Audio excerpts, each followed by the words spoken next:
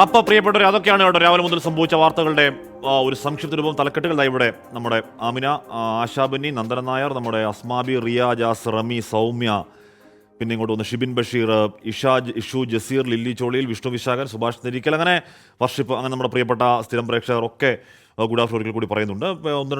ഒന്ന് രണ്ട് പേരെ സ്ഥിരം ആൾക്കാരെ കാണാനില്ല. പെട്ടെന്ന് ഓടി ഒന്ന് ഹാജർ വെക്കണം, അവധിയാണെങ്കിലും പെട്ടെന്ന് വരണം എന്ന് അഭ്യർത്ഥിക്കുകയാണ്. അപ്പോൾ നമ്മൾ നേരെ ആദ്യ വാർത്തയിലേക്ക് പോകുന്നത്, നവകേരള സദസ്സിന് ശേഷം മുഖം മിനുക്കി മന്ത്രിസഭ.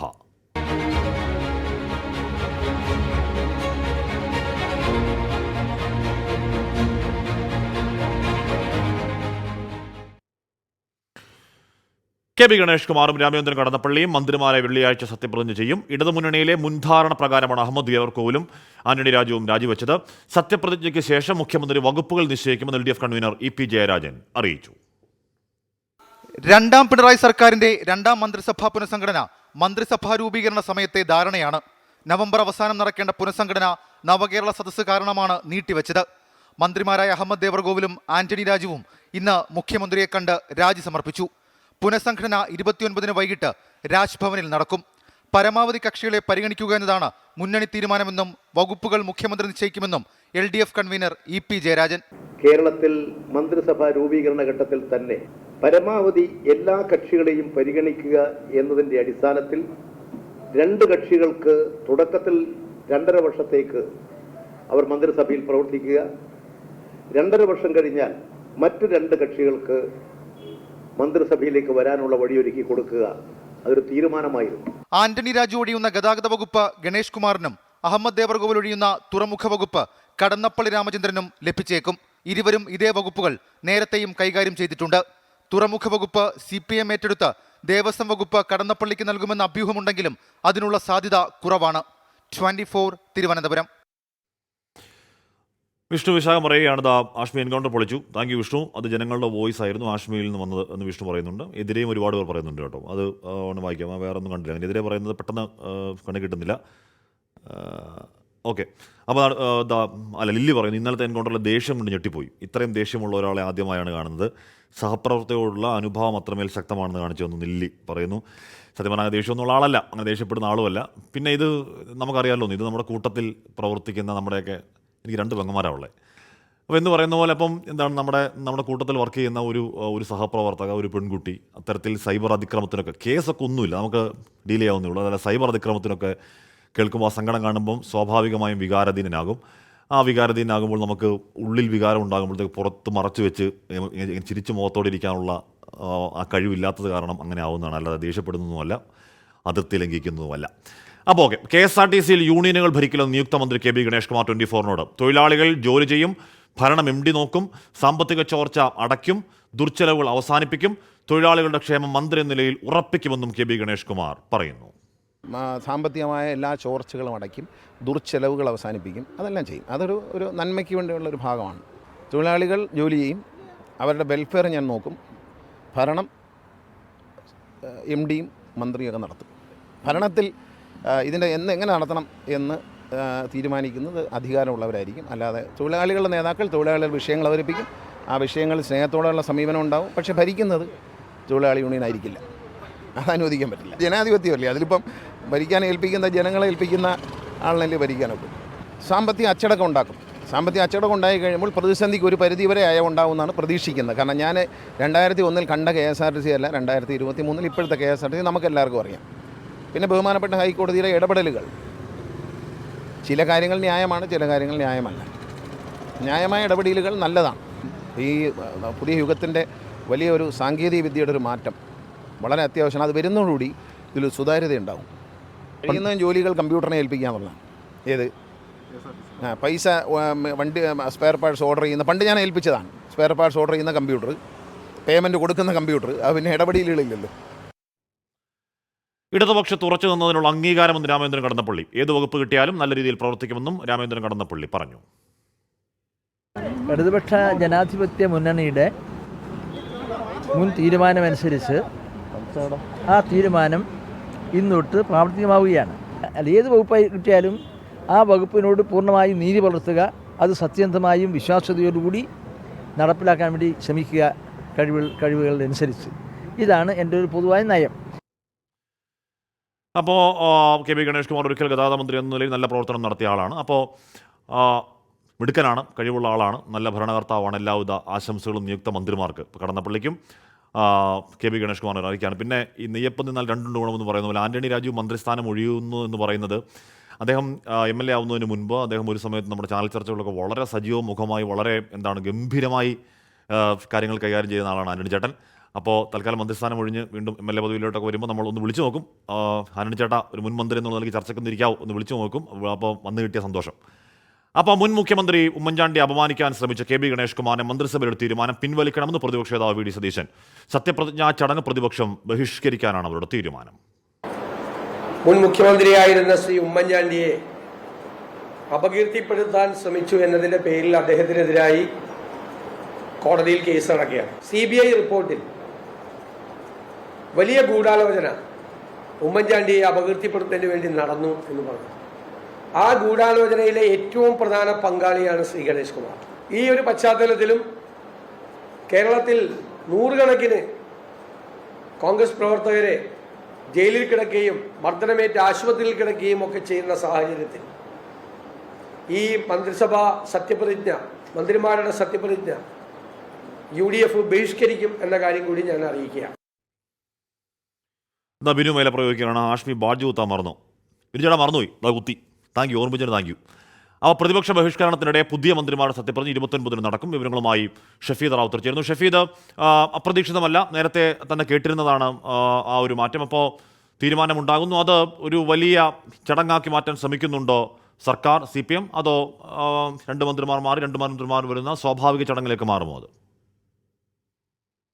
അതൊരു സ്വാഭാവിക ചടങ്ങായി മാത്രം സർക്കാർ കണ്ടാലും അതിന് വലിയ മാറ്റങ്ങളുടെ പ്രസക്തി അടക്കമുള്ള കാര്യങ്ങളുണ്ട്. കാരണം നവകേരള സദസ്സിന് ശേഷം മന്ത്രിസഭ മുഖം മുനിക്കിയായിരിക്കും മുന്നോട്ട് പോവുക എന്നുള്ളതാണ് ഏറ്റവും പ്രധാനപ്പെട്ട കാര്യം. ഈ രണ്ടാം പിണറായി സർക്കാരിൻ്റെ മന്ത്രിസഭാ രൂപീകരണത്തിൻ്റെ ആദ്യ സമയത്ത് തന്നെ ഇങ്ങനെ ഒരു ധാരണ LDF-ൽ ഉണ്ടായിരുന്നു. പുതിയ ചില ആവശ്യങ്ങൾ ഉയർന്നെങ്കിലും അതൊന്നും പരിഗണിക്കേണ്ട, പഴയ ധാരണ പ്രകാരം മുന്നോട്ട് പോകാം എന്നുള്ളതായിരുന്നു LDF-ൽ എടുത്ത തീരുമാനം. ഇന്ന് രാവിലെ 10:30 LDF യോഗം ചേർന്ന് നിലവിൽ ഇപ്പോൾ ഈ മന്ത്രിസഭാ പുനഃസംഘടന അടക്കമുള്ള കാര്യങ്ങളിൽ അന്തിമ തീരുമാനമെടുത്തു. 29 വൈകിട്ട് 4 മണിക്ക് രാജ്ഭവനിൽ പ്രത്യേകം സജ്ജീകരിച്ച സ്ഥലത്ത് മന്ത്രിമാരായി കെ പി ഗണേഷ് കുമാറും രാമചന്ദ്രൻ കടന്നപ്പള്ളിയും സത്യപ്രതിജ്ഞ ചെയ്യും എന്നുള്ളതാണ് നിലവിൽ നമുക്ക് ലഭിക്കുന്ന വിവരം.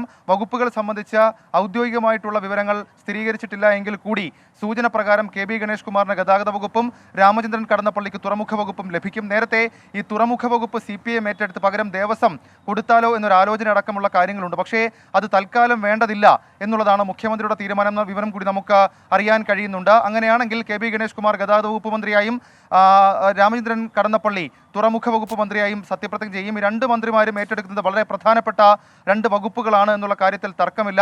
വിഴിഞ്ഞം പോർട്ട് കമ്മീഷനിങ് അടക്കമുള്ള കാര്യങ്ങൾ തുറമുഖ വകുപ്പുമായി ബന്ധപ്പെട്ട് നടക്കുമ്പോൾ KSRTC-യിൽ ശമ്പള പ്രതിസന്ധി, ഹൈക്കോടതിയിലെ വിമർശനം അടക്കമുള്ള ഗതാഗത വകുപ്പിലെ മാറ്റം അടക്കമുള്ള വിഷയങ്ങൾ വലിയ ചർച്ചയാകും. ഇന്ന് കെ പി ഗണേഷ് കുമാർ നമ്മളോട് സംസാരിച്ചപ്പോൾ അദ്ദേഹം പറഞ്ഞ കാര്യം, ആവശ്യമെങ്കിൽ വടിയെടുക്കേണ്ടി വരും, തൊഴിലാളികളെ KSRTC-യിൽ ഭരണം നടത്താൻ നമ്മുടെ ചോദ്യത്തിന് മറുപടി പറഞ്ഞതാണോ യൂണിയനുകൾ ഭരിക്കില്ല എന്നുള്ള കാര്യം, അതോ അദ്ദേഹം അധികാരമേൽക്കുന്നതിന് മുൻപ് തന്നെ ഒരു നയപ്രഖ്യാപനം നടത്തിയതാണോ ഷഫീദ്? അശ്മി, KSRTC-യിൽ എന്ത് ചെയ്യണം എന്നുള്ള കാര്യത്തിൽ വകുപ്പിന്റെ കാര്യത്തിൽ മുഖ്യമന്ത്രി തീരുമാനമെടുത്ത ശേഷം ഔദ്യോഗികമായി പ്രതികരിക്കാമെന്നായിരുന്നു അദ്ദേഹത്തിന്റെ ആദ്യ പ്രതികരണം. നമ്മൾ വീണ്ടും അദ്ദേഹത്തോട് ചോദിച്ചു, മുൻപ് KSRTC വകുപ്പ് നോക്കിയ ആളാണ്, അതിനുമപ്പുറത്തേക്ക് ഗണേഷ് കുമാറിന് ഗതാഗത വകുപ്പ് തന്നെയാണ് എന്നുള്ള സൂചനകൾ പല വിധത്തിൽ നിന്ന് ഉയരുന്നുണ്ട്. അങ്ങനെയാണെങ്കിൽ KSRTC-യിൽ എന്ത് മാറ്റം നിലവിലെ പ്രതിസന്ധിയിൽ എന്നുള്ള ചോദ്യത്തിനായിരുന്നു അദ്ദേഹത്തിന്റെ മറുപടി. അദ്ദേഹം ഒരു മുൻകൂർ ജാമ്യം പോലെ അദ്ദേഹം നമ്മളോട് പറഞ്ഞു, ഇതൊക്കെ നടപ്പാകണമെങ്കിൽ വകുപ്പിന്റെ കാര്യം മുഖ്യമന്ത്രി നിശ്ചയിക്കണമെന്ന് അദ്ദേഹം പറഞ്ഞു. അദ്ദേഹം പറഞ്ഞത് ഇത്തരം കാര്യങ്ങളാണ്.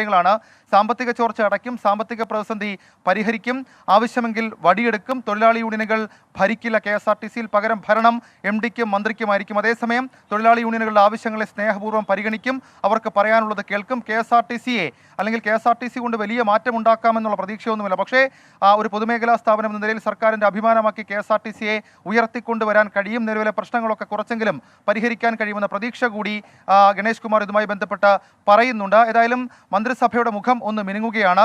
അതിലും ഏറ്റവും പ്രധാനപ്പെട്ട കാര്യം, എറണാകുളത്ത് 1, 2 തീയതികളിൽ നടക്കുന്ന നവകേരള സദസ്സ്, നവകേരള യാത്രയിൽ ഈ പുതിയ മന്ത്രിമാർ ഉണ്ടാകും എന്നുള്ളതും ഒരു വലിയ മാറ്റമാണ്. ഹഷ്മി, ഷഫീദ് റാവുത്തറാണ് ആ വാർത്തകൾ വരുന്നത്. നമ്മുടെ KSRTC വലിയ പ്രതിസന്ധിയിലാണ്. അങ്ങനെ ആ പ്രതിസന്ധി കരകയറ്റാൻ KB ഗണേഷ് കുമാറിന് കഴിയട്ടെ. എന്ന് പറഞ്ഞാൽ ലാഭത്തിലാക്കുക എന്ന് പറയുന്ന എന്താണ് വലിയ ഗീർവാണങ്ങളൊന്നും പറയുന്നില്ല എന്ന് മന്ത്രി തന്നെ പറയുന്നുണ്ട്. അപ്പോൾ ലാഭത്തിലാക്കുക എന്നുള്ളത് അതിൻ്റെ ഒരു കോമൺ അജണ്ടയിൽ പോലും വരാൻ കഴിയാത്ത സംഗതിയാണ്. പക്ഷേ ഈ പറയുന്ന വരവ് ചെലവ് കണക്ക് ബാലൻസ് ചെയ്തുകൊണ്ട് തൊഴിലാളികൾക്ക് ശമ്പളം മുടങ്ങാതെ വളരെ ഭംഗിയായി ആ വകുപ്പിനെ കൊണ്ടുപോകാൻ KB ഗണേഷ് കുമാറിന് കഴിയട്ടെ എന്ന് പറയുകയാണ്. അത് ഒരു പ്രാവശ്യം പറയും യൂണിയൻ പിരിച്ചുവിട്ടാൽ KSRTC രക്ഷപ്പെട്ടു. അത് ചുമ്മാ പറഞ്ഞതാണ്. യൂണിയനുകളുടെ ഈ പറയുന്ന എന്താണ് അതൊന്നും അല്ലെന്ന് യഥാർത്ഥത്തിൽ KSRTC പ്രതിസന്ധി. നമ്മൾ അത് പലയാവർത്തി പറഞ്ഞിട്ടൊക്കെ ഉള്ളതാണ്. യൂണിയൻ പ്രവർത്തനമല്ല യഥാർത്ഥത്തിൽ KSRTC പ്രതിസന്ധിക്ക് കാരണം. അത് എന്താണ് എന്നൊക്കെ മന്ത്രി അന്വേഷിക്കട്ടെ, അതിന് പരിഹാരം കാണട്ടെ. അപ്പോൾ ഒരുപാട് പ്രേക്ഷകർ നമ്മുടെ വാർത്തകളിലും അല്ലാതെയുമൊക്കെ ഇഷ്ടംപോലെ എന്താണ് മെസ്സേജുകൾ, സന്ദേശങ്ങൾ പറയുന്നുണ്ട്. അപ്പോൾ നമുക്കത് പരമാവധി വായിക്കാൻ ശ്രമിക്കാം. DGP ഓഫീസിലേക്ക് നടത്തിയ KPC മാർച്ചിനെതിരെ പോലീസ് നടപടി ഉയർത്തി സർക്കാരിനെതിരെ പോർമുഖം തുറക്കാൻ പ്രതിപക്ഷം. വിഷയത്തിൽ മുഖ്യമന്ത്രിക്കും പോലീസ് മേധാവിക്കുമെതിരെ അവകാശ ലംഘനം ചൂണ്ടിക്കാട്ടി AP അനിൽകുമാർ MLA നിയമസഭാ സ്പീക്കറെ സമീപിച്ചു. വിഷയം പാർലമെന്റിൽ ഉന്നയിക്കുമെന്ന് K മുരളീധരനും വ്യക്തമാക്കി. നവകേരള സദസ്സ് കഴിഞ്ഞെങ്കിലും വിവാദങ്ങൾ ഉയർത്തി സർക്കാരിനെ വരിഞ്ഞുമുറുക്കാനുള്ള തന്ത്രങ്ങൾ മെനയുകയാണ് പ്രതിപക്ഷം. DGP ഓഫീസിലേക്ക് നടത്തിയ KPCC മാർച്ചിനെതിരായ പോലീസ് നടപടിയാണ് ഏറ്റവും ഒടുവിൽ ആയുധമാക്കുന്നത്. പ്രതിപക്ഷ നേതാവും KPCC അധ്യക്ഷനും MPമാരും MLAമാരും വേദിയിലിരിക്കെ മുന്നറിയിപ്പില്ലാതെ പോലീസ് ഗ്രനേഡും ടിയർ ഗ്യാസും പ്രയോഗിച്ചത് കോൺഗ്രസിന്റെ മുൻനിര നേതാക്കളെ ലക്ഷ്യമിട്ടാണെന്ന് നേതൃത്വം ആരോപിക്കുന്നു. KPCC പ്രസിഡന്റും പ്രതിപക്ഷ നേതാവും മുൻ ആഭ്യന്തരമന്ത്രിയും നിരവധി MPമാരും എല്ലാം പങ്കെടുത്ത MLAമാരും പങ്കെടുത്ത സ്റ്റേജിലേക്ക് ജലപീരങ്കി പ്രയോഗം നടത്തുകയും ഗ്രാനേഡ് ഏറ്റവും ശക്തിയുള്ള ഗ്രാനേഡ് വലിച്ചെറിഞ്ഞ് അവരെ അപായപ്പെടുത്താൻ ശ്രമിക്കുകയും ചെയ്ത മുഖ്യമന്ത്രിയാണ് ഇപ്പോൾ സംയമനത്തെക്കുറിച്ച് സംസാരിക്കുന്നത്. വിഷയം ചൂണ്ടിക്കാട്ടി AP അനിൽകുമാർ MLA നിയമസഭാ സ്പീക്കർക്ക് പരാതി നൽകി. ചട്ടം 154 പ്രകാരം മുഖ്യമന്ത്രിക്കും DGPക്കുമെതിരെ നടപടി വേണമെന്നാണ് ആവശ്യം. നേതാക്കൾക്കെതിരെ കേസെടുത്ത നടപടിയും പ്രതിപക്ഷം ആയുധമാക്കും. അപ്പോൾ മുഖ്യമന്ത്രി പോലീസെല്ലാം നോക്കിക്കോളും എന്നുള്ള ഒരു മുന്നറിയിപ്പ് പോലീസുകാർക്ക് നൽകിയതാണ് ഇന്നലത്തെ സംഭവത്തിൻ്റെ പ്രധാനപ്പെട്ട കാരണം. അത് കഴിഞ്ഞ് എല്ലാവരുടെയും പേരിൽ കേസെടുത്തിരിക്കുന്നു. വിഷയം ദേശീയ തലത്തിൽ ചർച്ചയാക്കാനും പ്രതിപക്ഷം ആലോചിക്കുന്നുണ്ട്. പോലീസ് അതിക്രമം നിയമസഭയ്ക്ക് പുറമെ പാർലമെന്റിലും ഉന്നയിക്കുമെന്ന് നേതാക്കൾ വ്യക്തമാക്കി. ഞങ്ങളെ അകാരണമായിട്ട് പോലീസ് ആക്രമിച്ചു MPമാർ. അത് പറഞ്ഞ് ഇന്നലെ ശശി തരൂർ അതിൻ്റെ ഒരു സൂചന തന്നിട്ടുണ്ട്. അത് ഞങ്ങൾ 6 MPമാർ ആലോചിച്ച് അക്കാര്യത്തിൽ നടപടി സ്വീകരിക്കും. നവകേരള സദസ്സിനെതിരെ പുതിയ രാഷ്ട്രീയ പ്രചരണവും പ്രതിപക്ഷം ആരംഭിക്കും.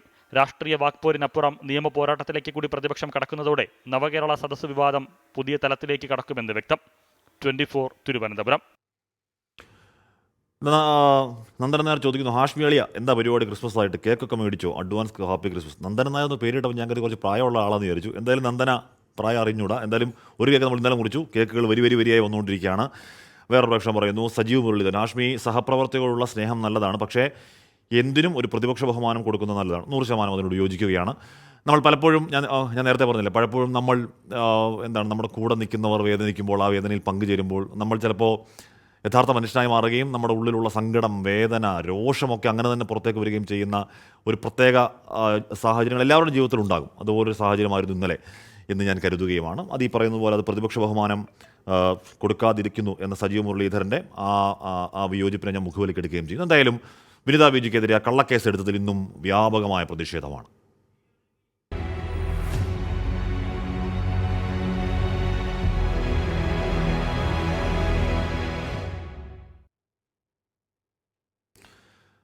ഷുവർ പ്രതിഷേധം റിപ്പോർട്ട് ചെയ്ത 24 പ്രതിനിധി വിനിത വിജിക്കെതിരെ കേസെടുത്തതിൽ പ്രതിഷേധം ശക്തം. രൂക്ഷ വിമർശനവുമായി K മുരളീധരൻ MP രംഗത്തെത്തി.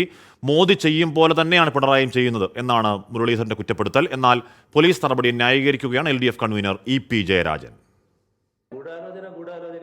പോലീസ് നടപടിയെ മുഖ്യമന്ത്രി ന്യായീകരിച്ചതിന് പിന്നാലെയാണ് LDF കൺവീനറും ന്യായീകരണവുമായി രംഗത്തെത്തിയത്. ഒരു മാധ്യമ പ്രവർത്തകർക്ക് നേരെയും അനാവശ്യമായ ഒരു കേസും രജിസ്റ്റർ ചെയ്യുകയില്ല. 100% അല്ല 101% വ്യക്തതയുണ്ടെങ്കിൽ മാത്രമേ മാധ്യമ പ്രവർത്തകർ ചെയ്തിട്ടുള്ള കാര്യങ്ങളെ സംബന്ധിച്ച് പോലീസ് നടപടിയെടുക്കൂ. നിങ്ങൾക്കത് വിശ്വസിക്കാം. ഷൂ എറിഞ്ഞ KSU പ്രവർത്തകർക്കെതിരായ കേസിലെ വകുപ്പുകളെ കോടതി വിമർശിച്ചത് ചൂണ്ടിക്കാണിച്ചപ്പോൾ ശ്രദ്ധയിൽപ്പെട്ടില്ല എന്നായിരുന്നു EP ജയരാജന്റെ മറുപടി. ഏഷ്യാനെറ്റ് റിപ്പോർട്ടർക്കെതിരായ കേസ് കോടതി തള്ളിയതിലും പ്രതികരണമില്ല. കോടതി തള്ളിക്കളഞ്ഞു എന്നുള്ളത് ഏതാ കേസ് എന്ന് എനിക്ക് അറിഞ്ഞുകൂടാ. ഏതാണ്ട് എനിക്ക് ആ കേസ് ഞാൻ പഠിച്ചിട്ട് എനിക്ക് പറയാം. ഞാൻ നോക്കി അന്വേഷിച്ചിട്ട് എന്താ കാര്യം എന്നുള്ളത് നിങ്ങളോട് പറഞ്ഞത്. അതെന്താണ് ഞാൻ നോക്കിയിട്ട് പറയാം. വിനീത വിജിക്കെതിരായ നടപടിയിൽ ശക്തമായ എതിർപ്പാണ് പ്രതിപക്ഷത്തിനുള്ളത്. മോദി ചെയ്യുന്നത് തന്നെ പിണറായിയും ചെയ്യുന്നുവെന്ന് കെ മുരളീധരൻ 24-നോട് പറഞ്ഞു. മോഡി ഇത് തന്നെയാണ് ചെയ്യുന്നത്. പത്രക്കാർക്കെതിരെ കേസെടുക്കുക, 24-നെതിരായിട്ട് എടുത്തു. മറ്റേ മഹിളാ മോർച്ചയുടെ പ്രവർത്തകർ DGPയുടെ വീടിൻ്റെ അകത്ത് കയറിയിരിക്കുന്നതിൻ്റെ എടുത്തു. ഇതൊന്നും എടുക്കാൻ പാടില്ല എന്നാണ് പിണറായി തമ്പുരാന്റെ കൽപ്പന. സംഭവത്തിൽ പ്രതിപക്ഷ നേതാക്കൾക്ക് പുറമെ പൊതുസമൂഹവും സർക്കാർ നടപടിക്കെതിരെ രംഗത്തുണ്ട്.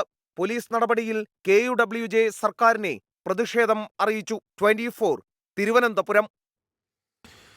അപ്പോൾ അതാണ് എന്ന് പറഞ്ഞാൽ നമ്മൾ നേരത്തെ പറഞ്ഞില്ലേ, എന്ന് പറഞ്ഞാൽ ഈ പറയുന്ന 30 സെക്കൻഡ് വീതമുള്ള കുറച്ച് ഫോൺ കോളാണ്. ഒരു മാധ്യമപ്രവർത്തക സ്വാഭാവികം എപ്പോഴും നമ്മൾ കഴിഞ്ഞ കുറേ ദിവസങ്ങളെ പറഞ്ഞുകൊണ്ടിരിക്കുകയാണ്. ആകെ ഈ പറയുന്ന ഫോൺ കോൾ CDR മാത്രമല്ലാതെ ഒന്നുമില്ല, മറ്റൊരു തെളിവുമില്ല. ഇത് കോടതിയിൽ പോയാൽ എവിടെ നിലനിൽക്കാൻ പോകുന്ന കേസല്ല എന്ന് കേസ് എടുത്തവർക്കും അറിയാം, കേസുമായി ബന്ധപ്പെട്ട അതിൻ്റെ പ്രാഥമിക വിവരങ്ങൾ നോക്കുന്നവർക്കും നോട്ടീസ് നോക്കുന്നവർക്കൊക്കെ അറിയാം. പിന്നെയുള്ളത് രാഷ്ട്രീയമാണ്. നേരത്തെ നമ്മൾ ന്യൂസ് ക്ലിക്കിൻ്റെ കേസ് കണ്ടു, BBC-യുടെ ന്യൂസ് കണ്ടു. അപ്പോഴൊക്കെ അവിടെയൊക്കെ മാധ്യമവേട്ട, മാധ്യമങ്ങളുടെ വാ മൂടിക്കെട്ടാനുള്ള കടുത്ത നീക്കം എന്നൊക്കെ നിലപാട് സ്വീകരിച്ചവർ ഈ പറയുന്ന ഇല്ലാ കഥ പറഞ്ഞുകൊണ്ടുള്ള ഈ കേസ് പിൻവലിക്കാൻ തയ്യാറാവണം എന്നപേക്ഷിക്കുകയുമാണ്. ഇവിടെ അതല്ല, ഇനി അത് പിൻവലിക്കുന്നില്ലെങ്കിൽ കോടതിയിലേക്ക് പോയി സുന്ദരമായി തന്നെ ഇല്ലാതായി പോവുകയുള്ളൂ. പക്ഷേ രാഷ്ട്രീയമായി 2 നിലപാടുകൾ കൂടി, അവിടെ മാധ്യമവേട്ട എന്ന് പറയുകയും ഇവിടെ അതേ നയം സ്വീകരിക്കുകയും ചെയ്യുന്നത് ശരിയാണോ എന്ന രാഷ്ട്രീയ ആലോചന നടക്കുകയാണ്. ഇവിടെ ഒരു പ്രേക്ഷകൻ പറയുകയാണ്, ലുട്ടാപ്പിയുടെ കുന്തം ഓളെ ഇറങ്ങിപ്പോടാ, ഊളയാണ് ഉദ്ദേശം തോന്നുന്നു. അപ്പോൾ എന്തായാലും ഇറങ്ങി പോകുന്നില്ല, നമുക്ക് ഇടവേളയിലേക്ക് പോകണം. അതിനു മുൻപ് ഗുസ്തി താരങ്ങളുടെ പ്രതിഷേധം ഫലം കാണുന്നു.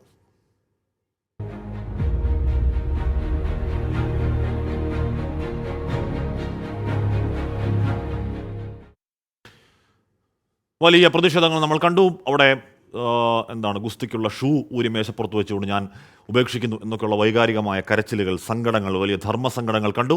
എന്തായാലും ആ ധർമ്മ സമരങ്ങൾക്കിടെ, പ്രതിഷേധങ്ങൾക്കിടെ ഗുസ്തി ഫെഡറേഷനെ കായിക മന്ത്രാലയം സസ്പെൻഡ് ചെയ്തു. ഭരണഘടനാ ലംഘനം നടത്തിയെന്ന് ചൂണ്ടിക്കാട്ടിയാണ് മന്ത്രാലയത്തിന്റെ നടപടി. വൈകി വന്ന വിവേകം എന്ന ഗുസ്തി താരം ഗീത ഫോഗട്ട് പ്രതികരിച്ചു. വ്യാഴാഴ്ച UP ഗോണ്ടയിൽ നടക്കാനിരുന്ന ദേശീയ ജൂനിയർ ഗുസ്തി മത്സരത്തിൽ ആശങ്ക അറിയിച്ച് സാക്ഷി മാലിക്കും രംഗത്തെത്തി. ഫെഡറേഷന്റെ തുടർ പ്രവർത്തനങ്ങൾക്കായി അഡ്ഹോക് കമ്മിറ്റി രൂപീകരിച്ചു. വീണ്ടും വിവാദ ചുഴിയിൽപ്പെട്ടിരിക്കുകയാണ് ദേശീയ ഗുസ്തി ഫെഡറേഷൻ. ഗുസ്തി ഫെഡറേഷൻ മുൻ അധ്യക്ഷൻ ബ്രിജ്ഭൂഷണെതിരെ ലൈംഗിക ആരോപണമാണ് ഉയർന്നതെങ്കിൽ ഇപ്പോൾ ഇതേ ബ്രിജ്ഭൂഷന്റെ നിയന്ത്രണത്തിലാണ് പുതിയതായി തെരഞ്ഞെടുത്തവരും എന്നാണ് കായിക മന്ത്രാലയത്തിന്റെ ആരോപണം. ഭരണഘടനാ ലംഘനം നടത്തിയെന്നും കായിക മന്ത്രാലയം ആരോപിക്കുന്നു. സത്യസന്ധമായ ഫെഡറേഷൻ നടത്തിപ്പിന് ഇത് ഗുണകരമല്ലെന്നും മന്ത്രാലയം വിലയിരുത്തി. മന്ത്രാലയത്തിന്റെ നടപടിക്ക് പിന്നാലെ ഗുസ്തി താരം ഗീത ഫോഗട്ട് പ്രതികരിച്ചു. താരങ്ങൾക്ക് നീതി ലഭിക്കുമെന്ന് പ്രതീക്ഷിക്കുന്നുവെന്നാണ് എക്സിൽ കുറിച്ചത്. ഈ മാസം 28-ന് ബ്രിജ്ഭൂഷന്റെ മണ്ഡലമായ ഗോണ്ടയിൽ നടക്കാനിരിക്കുന്ന ദേശീയ ജൂനിയർ ഗുസ്തി മത്സരത്തിനെതിരെ സാക്ഷി മാലിക് ആശങ്ക അറിയിച്ചിരുന്നു. കായിക മന്ത്രാലയത്തിന്റെ നടപടിക്കെതിരെ നിയമപരമായി നീങ്ങാനാണ് സഞ്ജയ് സിംഗിന്റെ തീരുമാനമെന്നും സൂചനകളുണ്ട്. 24 ഡൽഹി. പ്രേക്ഷകൻ സമുറായ് എന്ന അക്കൗണ്ടിൽ നിന്ന് പറയുകയാണ്, മാധ്യമപ്രവർത്തകർ എന്തിനു വിളിച്ചു, സംതിങ് ഫിഷി. ദാണ്ട് പിന്നെ ചേട്ടാ, രാമായണം മൊത്തം വായിച്ചതിന് ശേഷം രാമൻ സീതയുടെ ആരാൻ ചോദിക്കല്ലേ എന്ന് പറഞ്ഞാൽ മാധ്യമപ്രവർത്തകരാണ്, മാധ്യമപ്രവർത്തകർക്ക് സോഴ്സ് ഉണ്ട്, അത്തരത്തിൽ വ്യത്യസ്ത പ്രതിഷേധമുണ്ട് എന്ന് വിളിച്ചറിയിച്ചത് തന്നെയാണ്. അങ്ങോട്ടേക്ക് പോയതാണ്, അവരെ എവിടെ എത്തിയെന്ന് വിളിച്ച് ചോദിച്ചതാണ്. ഇതൊന്നും ഗൂഢാലോചനയിൽ കാട്ടുമുട്ടിയാൻ കഴിയില്ല എന്നീ. ഗൂഢാലോചന കാട്ടുമുട്ടിയാണെങ്കിൽ ഈ പറയുന്ന വിളിച്ച ആൾക്കാരെ നേരത്തെ അറിഞ്ഞിരിക്കണം. നമ്മുടെ റിപ്പോർട്ടർ വിനീതയ്ക്ക് ഈ പറഞ്ഞ സംഘവുമായി ഒരു കോമൺ ഇൻറ്റൻഷൻ എന്നുണ്ടാവണം. ഈ കോമൺ ഇൻറ്റൻഷൻ ഒന്നുമില്ല, അതിന് മുമ്പ് വിളിച്ചിട്ടില്ല, അതിന് ശേഷം വിളിച്ചിട്ടില്ല എന്ന് പറഞ്ഞ് ഈ CDR തന്നെ അവർ തന്നെ പറയുന്നതല്ലേ. അപ്പോൾ മാത്രമല്ല, ഇത് ചരിത്രത്തിലാദ്യമായി, ആദ്യമായിട്ട് നമ്മൾ കഴിഞ്ഞ കുറേ ദിവസങ്ങൾ പറയണം, പിന്നെയും നമ്മൾ ചോദ്യം ആവർത്തിക്കുന്നതുകൊണ്ട് പറയുന്നതാണ്, ചരിത്രത്തിലാദ്യമായി ഒരു ഷൂവേർ സമരത്തിൽ ആദ്യമായി ഫോൺ വിളിച്ച് ആദ്യമായി കിട്ടുന്ന വിഷയമൊന്നുമല്ല. ഇത് കാലാകാലങ്ങളിൽ ചെയ്യുന്നതാണ്. എന്ന് പറഞ്ഞാൽ പണ്ടേ സമരം ചെയ്യുന്ന SFI കാർ, DYFI കാർ, അതിനു മുമ്പ് സ്വാശ്രയ സമരത്തിൻ്റെ സമയത്തൊക്കെ വലിയ വണ്ടി കത്തിക്കലടക്കം ഉണ്ടായില്ലേ. അതിൻ്റെയൊക്കെ എക്സ്ക്ലൂസീവ് വിഷ്വൽ അന്നത്തെ ഇന്ത്യ വിഷൻ ചാനലിൽ കിട്ടിയിട്ടുണ്ട്, നോക്കിയാൽ അറിയാം. എങ്ങനെയാണ് കിട്ടുക? ഇത് വിളിച്ച് പറയുന്നതാണ്, ഞങ്ങൾ ഇന്ന സമയത്ത് ഇന്ന പ്രതിഷേധം നടത്തും, അവിടെ ഉണ്ടാവണമെന്ന് വിളിച്ച് പറയുന്നതാണ്. അത് ഒരു മാധ്യമപ്രവർത്തകനെ വിളിക്കുന്നുവെങ്കിൽ ആ സോഴ്സിൻ്റെ ബലം കൊണ്ട് മാധ്യമപ്രവർത്തകന് കിട്ടുന്ന വാർത്തയാണ്. അതിനെയൊക്കെ ഗൂഢാലോചന എന്ന് പറയാമോ? ഇടവേള. വെൽക്കം പ്രിയപ്പെട്ട പക്ഷേ. അപ്പോൾ ഇപ്പോൾ വരുന്ന ഒരു പ്രധാന വാർത്ത, ഗുസ്തി ഫെഡറേഷനെതിരായ കായിക മന്ത്രാലയ നടപടിയിൽ നിയമപരമായി നേരിടാനാണ് പുതിയ ഭരണസമിതിയുടെ തീരുമാനം. ഡൽഹി ഹൈക്കോടതിയെ സമീപിക്കാൻ ഒരുങ്ങുന്നു. ഇത് നമ്മുടെ ബ്രിജ്ഭൂഷണന്റെ ഐഡിയ ആണെന്ന് പറയുന്നു. കാര്യം, നടപടിക്ക് പിന്നാലെ ബ്രിജ്ഭൂഷൺ JP നഡ്ഡയുമായി കൂടിക്കാഴ്ച നടത്തുകയും ചെയ്തിട്ടുണ്ട്. അപ്പോൾ ബ്രിജ്ഭൂഷൺ ചെറിയ മീനല്ല, അദ്ദേഹം നടപടി അങ്ങനെ കാണുന്നില്ല. കോടതിയിലേക്കൊക്കെ പോയി നേരിടാനാണെന്ന് തോന്നുന്നു തീരുമാനം. നമുക്ക് നോക്കാം, സാക്ഷി മാലിക്കിനാണോ ശക്തി, അല്ലെങ്കിൽ വിനയ് ഫോഗട്ടിൻ്റെ ധാർമ്മിക സമരത്തിനാണോ ശക്തി, അതോ ബ്രിജ്ഭൂഷണിൻ്റെ മസിൽ പവറിനും മണി പവറിനും അധികാരബലത്തിനുമാണോ ശക്തി? നമുക്ക് നോക്കാം. ഇത് അരുൺ ജി മുട്ടട പറയുന്നു. പുന്നപ്ര സമരസേനാനികളിൽ പ്രമുഖനും XMPയും XMLAയും മുൻ CPI സംസ്ഥാന സെക്രട്ടറിയുമായിരുന്ന സഖാവ് S. കുമാരന് 32ാം ചരമവാർഷികമാണെന്ന് അദ്ദേഹത്തിൻ്റെ ഓർമ്മകൾക്ക് മുന്നിൽ പ്രണാമം എന്ന് പറയുന്നു. ദിനേശ് ഹരിപ്പാട് പ്രണാമം. ദിനേശ് ഹരിപ്പാട് ഹാഷ്മി, ഞാൻ സൈനികനാണ്. റജൌരിയിൽ വീരമൃത്യു വരിച്ച സൈനികർക്ക് ആലപ്പുഴ ജില്ലയുടെ സൈനിക കൂട്ടായ്മ സോൾജേഴ്സ് ഓഫ് ഈസ്റ്റ് വെനീസിൻ്റെ കണ്ണീരിൽ കുതിർന്ന പ്രണാമം. അവരുടെ കുടുംബത്തിന് ആ വിയോഗം നികത്താൻ ആർക്കുമാകില്ല. കുടുംബത്തിൻ്റെ ദുഃഖത്തിൽ പങ്കുചേരുകയുമാണ്. ശ്രീകാര്യത്തെ മണ്ണിടിച്ചിലിൽ കുടുങ്ങിക്കിടന്ന അതിഥി തൊഴിലാളിയെ രക്ഷപ്പെടുത്തി. ബീഹാർ സ്വദേശിയായ ദീപകിനെ മണിക്കൂറുകൾ നീണ്ട ശ്രമത്തിന് ഒടുവിലാണ് രക്ഷപ്പെടുത്തിയത്. ഇയാളെ ആശുപത്രിയിലേക്ക് മാറ്റി. അപകടത്തിൽപ്പെട്ട പോത്തങ്കോട് ഐരൂപ്പാറ സ്വദേശി വിനയനെ നേരത്തെ രക്ഷപ്പെടുത്തിയിരുന്നു. അഖിൽ ഷാ അൻസാർ ചേർന്നു. അഖിൽ, എങ്ങനെയുണ്ട് ദീപകിന്റെ ആരോഗ്യാവസ്ഥ? കാശ്മീർ വളരെ പണിപ്പെട്ട ഒരു രക്ഷാപ്രവർത്തനമായിരുന്നു. മണിക്കൂറുകൾ നീണ്ട രക്ഷാപ്രവർത്തനത്തിനൊടുവിൽ അത് വിജയിച്ചിരിക്കുകയാണ്. ഈ ബീഹാർ സ്വദേശിയായ ദീപകിനെ ഫയർഫോഴ്സിന്റെയും അതുപോലെ തന്നെ നാട്ടുകാരുടെയും കഠിന പ്രയത്നത്തിനൊടുവിൽ രക്ഷിക്കാനായി എന്നുള്ള സന്തോഷ വാർത്തയാണ് ഈ ഘട്ടത്തിൽ നമുക്ക് അറിയിക്കാനുള്ളത്.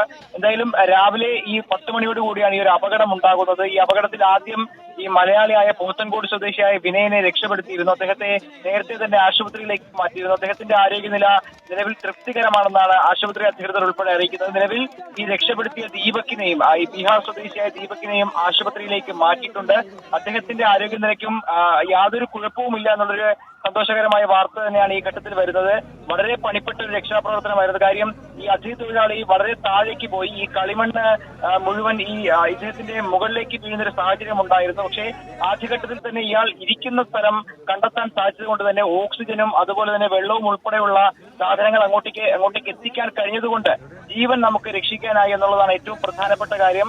ഫയർഫോഴ്സിന്റെയും അതുപോലെ തന്നെ നാട്ടുകാരുടെയും പോലീസിന്റെയും ഒക്കെ വലിയൊരു പ്രയത്നത്തിനൊടുവിലാണ് ഈ രക്ഷാപ്രവർത്തനം വിജയിച്ചിരിക്കുന്നത്. ഹാഷ്മി, എന്തായാലും ദീപകിനെ മണിക്കൂറുകൾ നീണ്ട രക്ഷാപ്രവർത്തനത്തോടെയാണ് മണ്ണിനടിയിൽ കുടുങ്ങി രക്ഷിച്ചത്.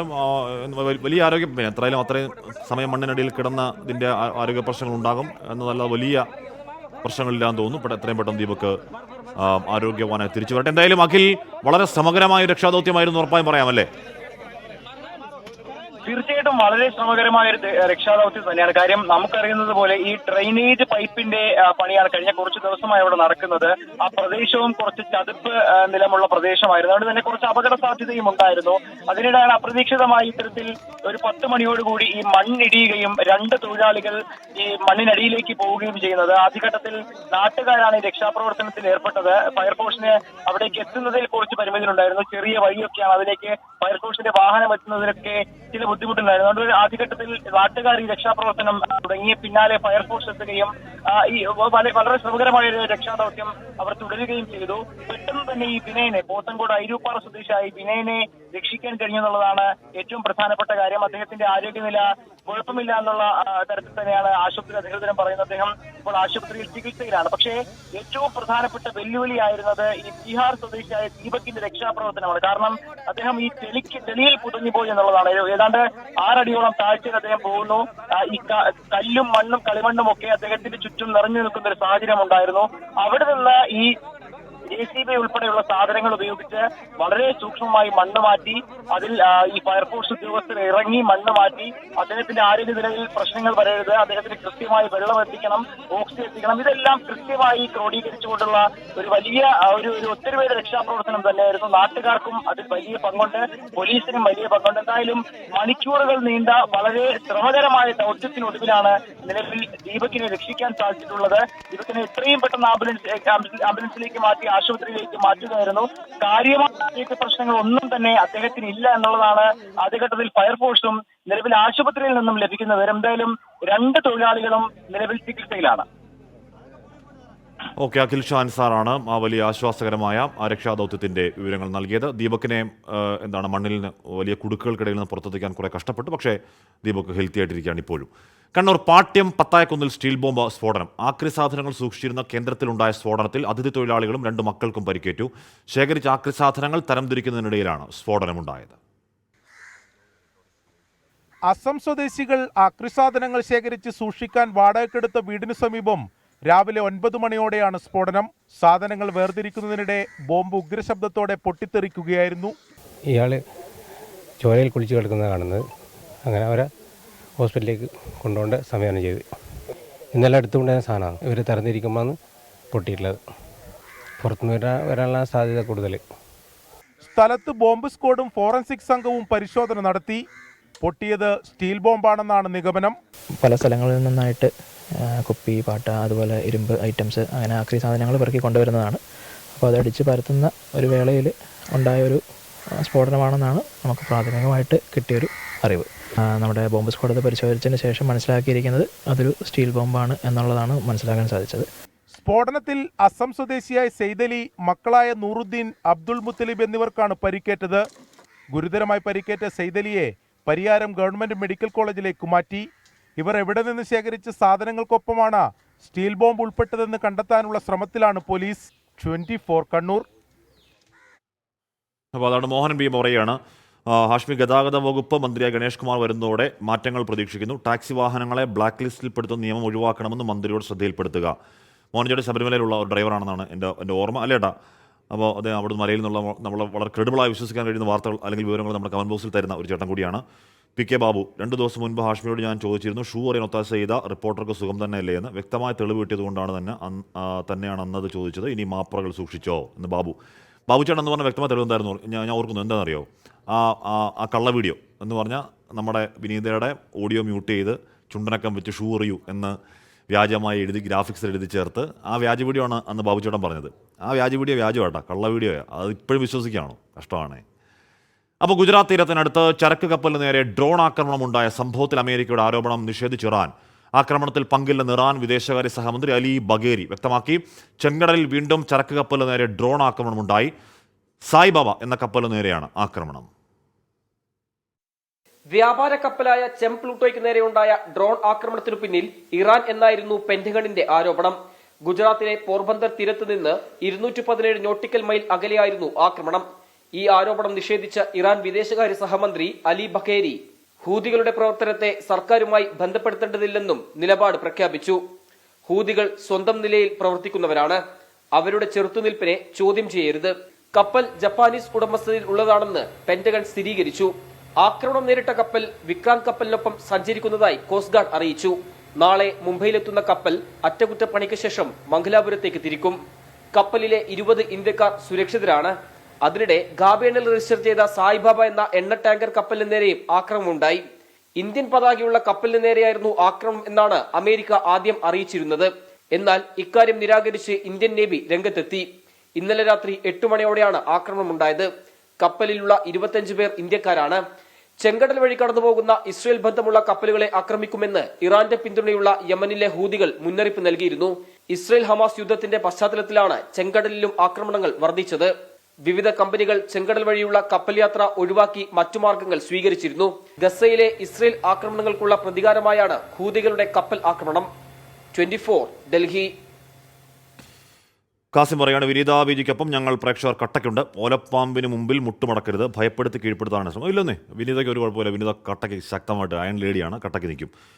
വിനു ഷൂറിയിൽ വലിയ സംഭവമാണ്. ഓക്കെ.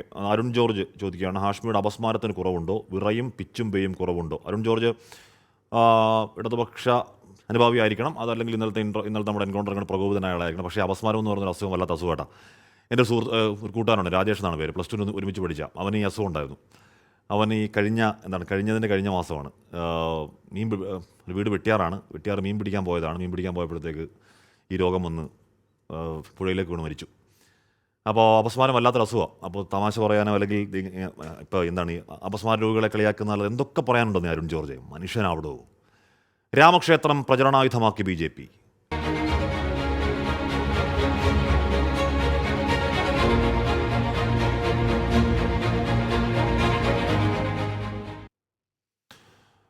ലോക്സഭാ തെരഞ്ഞെടുപ്പിൽ രാമക്ഷേത്രം പ്രചരണായുധമാക്കാൻ BJP. സാമൂഹിക മാധ്യമങ്ങൾ വഴി പ്രചരണം നടത്താനാണ് BJP ഭാരവാഹി യോഗത്തിൽ പ്രധാനമന്ത്രി നൽകിയ നിർദ്ദേശം. ഈ മാസം 30 അയോധ്യയിൽ മഹാറാലി സംഘടിപ്പിക്കും. ലോക്സഭാ തെരഞ്ഞെടുപ്പിനായി തന്ത്രങ്ങൾ ആവിഷ്കരിക്കാൻ ഡൽഹിയിൽ ചേർന്ന ഭാരവാഹി യോഗത്തിലാണ് അയോധ്യയിലെ രാമക്ഷേത്രം പ്രധാന പ്രചരണ വിഷയമാക്കാൻ BJP തീരുമാനം. വിഷയം രാജ്യമാകെ അനുകൂലമാകുമെന്നാണ് വിലയിരുത്തൽ. അയോധ്യ മുൻനിർത്തി ഇന്ത്യ സഖ്യം ഭിന്നിപ്പിക്കാനാണ് BJPയുടെ നീക്കം. പുതുമുഖ വോട്ടർമാരെ ലക്ഷ്യമിട്ട് അടുത്ത മാസം 15 മുതൽ മണ്ഡലമടിസ്ഥാനത്തിൽ ക്ലസ്റ്റർ യോഗങ്ങൾ ആരംഭിക്കും. പ്രധാനമന്ത്രി നരേന്ദ്രമോദി, കേന്ദ്ര ആഭ്യന്തരമന്ത്രി അമിത്ഷാ, രാജ്നാഥ് സിംഗ് എന്നിവർ യോഗങ്ങളിൽ പങ്കെടുക്കും. അയോധ്യയിൽ ഈ മാസം 30-ന് പ്രധാനമന്ത്രിയുടെ റോഡ് ഷോയോടെ പ്രചാരണത്തിന് തുടക്കമിടും. അയോധ്യയെ രാഷ്ട്രീയ പ്രചരണമാക്കാനുള്ള BJP നീക്കത്തെ കരുതലോടെയാണ് പ്രതിപക്ഷ പാർട്ടികൾ കാണുന്നത്. 24 ഡൽഹി. തൃശ്ശൂർ പൂരം പ്രതിസന്ധി പരിഹരിക്കപ്പെടാൻ കഴിയാത്ത ഒരു പ്രശ്നങ്ങളും ഇല്ല എന്ന് പറയുന്നു. കോടതി നിർദ്ദേശപ്രകാരമാണ് തറവാടക കൂട്ടേണ്ടി വന്നത്. കോടതിയാണ് വാണിജ്യ അടിസ്ഥാനത്തിൽ വാടക ഈടാക്കണമെന്ന് പറഞ്ഞത്. കോടതിയുടെ അന്തിമ തീരുമാനം 4-ാം തീയതി വരാനിരിക്കുന്നു. അതിനായി കാത്തിരിക്കുകയാണ്. എല്ലാം ചില രാഷ്ട്രീയവൽക്കരിക്കുകയാണ് എന്നൊക്കെ പറഞ്ഞാൽ അവിടെ തൃശ്ശൂർ പൂര നഗരി എന്നുള്ള വാർത്തകളുള്ളതിന് വിശദാംശങ്ങളിലേക്ക് വരാം. അതിനു മുമ്പ് ഗുസ്തി ഫെഡറേഷനെ സസ്പെൻഡ് ചെയ്ത കായിക മന്ത്രാലയത്തിന്റെ നടപടിക്കെതിരെ പുതിയ ഭരണസമിതി നിയമ നടപടിക്ക് ഡൽഹി ഹൈക്കോടതിയെ സമീപിച്ചേക്കും. ബ്രിജ്ഭൂഷൺ സിംഗ്, ശരൺ യാദവ്, BJP ദേശീയ അധ്യക്ഷൻ JP നഡ്ഡയുമായി കൂടിക്കാഴ്ച നടത്തി. അച്യുതൻ വിവരങ്ങളുമായി. അച്യുതൻ, ഫെഡറേഷൻ ആ നീക്കത്തിന് പിന്നിൽ ബ്രിജ്ഭൂഷൺ ശരൺ സിംഗ് യാദവ് ആണ് എന്ന കാര്യത്തിൽ തർക്കമുണ്ടോ?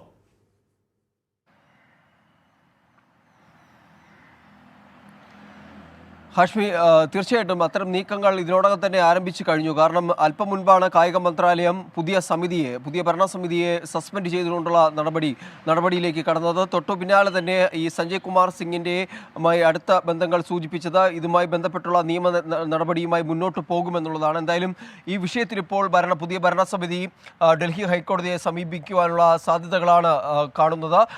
അല്പം മുൻപ് JP നദ്ദയുമായി ബ്രിജ്ഭൂഷൺ കൂടിക്കാഴ്ച നടത്തിയിരുന്നു. ആ കൂടിക്കാഴ്ചയിൽ ഇതുമായി ബന്ധപ്പെട്ടുള്ള വിഷയങ്ങൾ ഉന്നയിച്ചതായി തന്നെയാണ് നമുക്ക് വിലയിരുത്തേണ്ടി വരുന്നത്. കാരണം ഈ ബ്രിജ്ഭൂഷന്റെ അനുയായിയാണ് സഞ്ജയ് കുമാർ സിംഗ്. ഈ പുതിയ ഭരണസമിതി വ്യാഴാഴ്ച തിരഞ്ഞെടുക്കപ്പെടുകയും സഞ്ജയ് കുമാർ സിംഗ് അധ്യക്ഷ വരുന്ന ആ സമയത്ത് തന്നെ ഗുസ്തി താരങ്ങൾ പ്രതിഷേധം ശക്തമാക്കിയിരുന്നു. അപ്രതീക്ഷിത വിരമിക്കൽ പ്രഖ്യാപനമാണ് സാക്ഷി മാലിക് പ്രതിഷേധാർഹം നടത്തിയത്. ഒപ്പം ബജ്രംഗ് പുരിയ പത്മശ്രീ കർത്തവ്യപത്തിൽ ഉപേക്ഷിച്ച് മടങ്ങുന്ന സാഹചര്യമുണ്ടായി. വീരേന്ദർ സിംഗ് പത്മശ്രീ തിരികെ നൽകുമെന്നുള്ള പ്രഖ്യാപനം നടത്തുകയുണ്ടായി. അങ്ങനെ പ്രതിഷേധങ്ങൾ ഇതുമായി ബന്ധപ്പെട്ട ശക്തമായി മുന്നോട്ട് വരുന്ന സാഹചര്യത്തിലാണ് കായിക മന്ത്രാലയം ഈ പുതിയ ഭരണസമിതിക്കെതിരെ പല കണ്ടെത്തലുകൾ നടത്തിയത്. ഭരണഘടനാ ലംഘനം ചൂണ്ടിക്കാട്ടിയാണ് പുതിയ ഭരണസമിതിയെ ഇപ്പോൾ സസ്പെൻഡ് ചെയ്തിരിക്കുന്നത്. അതായത് പഴയ ഭാരവാഹികളുടെ നിർദ്ദേശമനുസരിച്ചാണ് പല പ്രവർത്തനങ്ങൾ നടത്തുന്നു എന്നുള്ള വിലയിരുത്തലുണ്ട്. അത് സുതാര്യമായ നടത്തിപ്പിന് ഫെഡറേഷന്റെ സുതാര്യമായ നടത്തിപ്പിന് നല്ലതല്ല എന്നുള്ളതാണ് കായിക മന്ത്രാലയം വിലയിരുത്തിയിട്ടുള്ളത്. അങ്ങനെയാണ് ഇപ്പോൾ പുതിയ ഭരണസമിതിയെ സസ്പെൻഡ് ചെയ്തിട്ടുള്ളത്. ബ്രിജ്ഭൂഷൺ നടപടിക്ക് പിന്നാലെ ബ്രിജ്ഭൂഷൺ JP നഡ്ഡയുമായി കൂടിക്കാഴ്ച നടത്തി. അപ്പോൾ ഏത് രീതിയിലാണ് ആ നീക്കങ്ങൾ എന്നതിനെക്കുറിച്ചുള്ള രാഷ്ട്രീയ വ്യക്തത വരും മണിക്കൂറുകൾക്ക് വരേണ്ടതാണ്. അതായത് പ്രേക്ഷകൻ ബാബുക്കുട്ടി B പറയുന്നു, ഗവൺമെന്റ് ജീവനക്കാർക്ക് DA ലഭിച്ചിട്ട് വർഷങ്ങളായി കഷ്ടമാണ് എന്ന് ബാബുക്കുട്ടി പറയുന്നു. ഇവിടെ പ്രശാന്ത് പറയുന്നു, ഹാഷ്മി പ്രേക്ഷകരുടെ പ്രൊവോക്കിംഗ് കമൻസിൽ വീഴുന്നില്ല, മികച്ച സമീപനം. അങ്ങനൊന്നും ഇല്ലാന്നേ, പ്രൊവോക്കിംഗ് ഒന്നുമില്ല. നമ്മുടെ പ്രിയപ്പെട്ട പ്രേക്ഷകരാണ് എല്ലാവരും. നമ്മളോട് വിയോജിപ്പ് പറയുന്നവരും നേരത്തെ അപസ്മാര രോഗികളെ കളിയാക്കിയാലും ജോർജും ഒക്കെ നമ്മുടെ സുഹൃത്തുക്കൾ, നമ്മുടെ പ്രിയപ്പെട്ട പ്രേക്ഷകരാണ്. അവരുള്ള വിയോജിപ്പ് നമ്മൾ അങ്ങോട്ട് പറയും, അവർ പറയുന്ന കേൾക്കും. വിയോജിപ്പുകൾ കാമ്പുള്ളതാണെങ്കിൽ മുഖവിലക്കെടുക്കും. അപ്പോൾ അങ്ങനെയൊക്കെയാണ് എന്ന് പറഞ്ഞാൽ അതൊക്കെ ഇതൊരു ജനാധിപത്യ സമൂഹമാണ്. പൊതുജനം പലവിധമാണ്. അവർക്ക് പല നിലപാടുണ്ടാകും. അതൊക്കെ കേൾക്കാൻ നമ്മൾ ബാധ്യസ്ഥരാണ്, കേൾക്കുകയും ചെയ്യും. ഒരു സംശയം അക്കാര്യത്തിലില്ല. അപ്പോൾ പ്രിയപ്പെട്ട പ്രേക്ഷകർ, സമയം 1 മണി കഴിഞ്ഞ് 41 മിനിറ്റ് 22 സെക്കൻഡ് ആകുന്നു. ഈ പറയുന്ന പെട്ടെന്ന് പോയി ഭക്ഷണം കഴിക്കാം. ഞായറാഴ്ചയാണെങ്കിലും ഒരു 2-2:30 മുമ്പൊക്കെ ഭക്ഷണം കഴിക്കുന്നതാണ് നല്ലത് എന്നുള്ളതാണ് ഡോക്ടർമാർ പറയുന്നത്. ഡോക്ടർമാർ പറഞ്ഞിട്ടില്ല, അങ്ങനെയാണ് നല്ലതെന്ന് തോന്നുന്നു. അപ്പോൾ ക്രിസ്മസ് ആഘോഷരാവിലേക്ക് നാട്.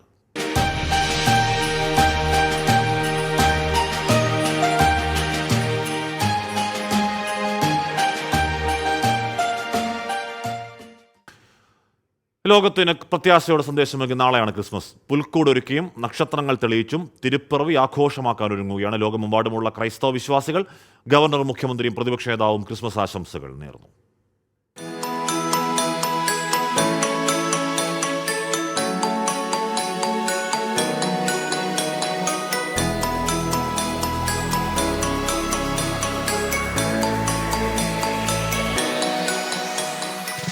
ശാന്തിയുടെയും സമാധാനത്തിന്റെയും സന്ദേശം പങ്കുവയ്ക്കുന്നതാണ് ഓരോ ക്രിസ്മസ് ദിനവും.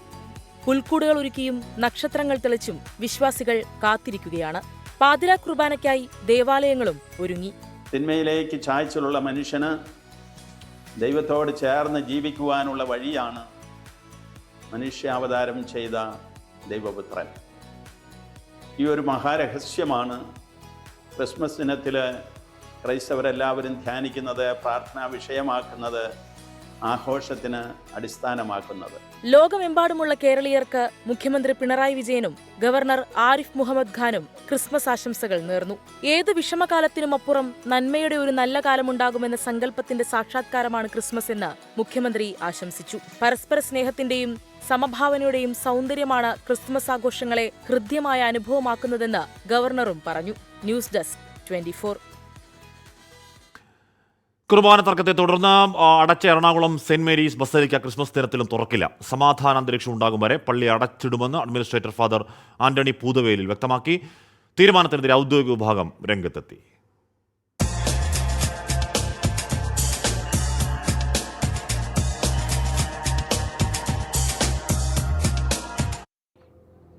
കുർബാന തർക്കം സമവായമില്ലാതെ തുടരുന്നതോടെയാണ് സെന്റ് മേരീസ് ബസലിക്ക ക്രിസ്മസിനും തുറക്കേണ്ടെന്ന തീരുമാനം.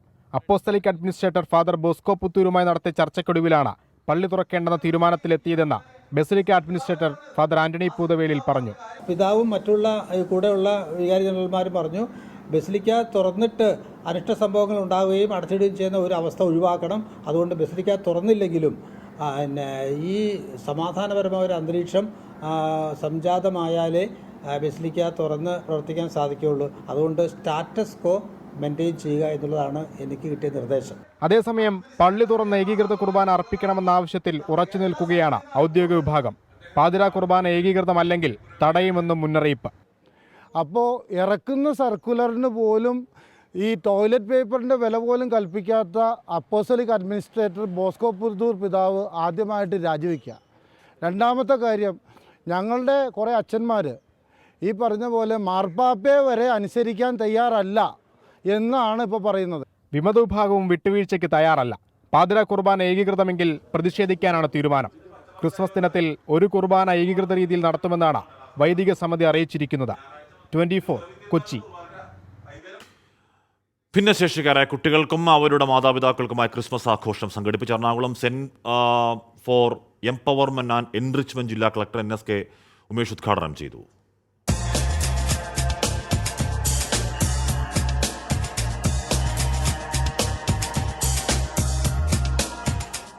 Centre for early intervention rehabilitation and research സെന്ററിലായിരുന്നു പരിപാടി. ഭിന്നശേഷിക്കാരായ കുട്ടികൾക്ക് സമ്മാനങ്ങളും ക്രിസ്മസ് കേക്കും കളക്ടർ NSK ഉമേഷ് വിതരണം ചെയ്തു.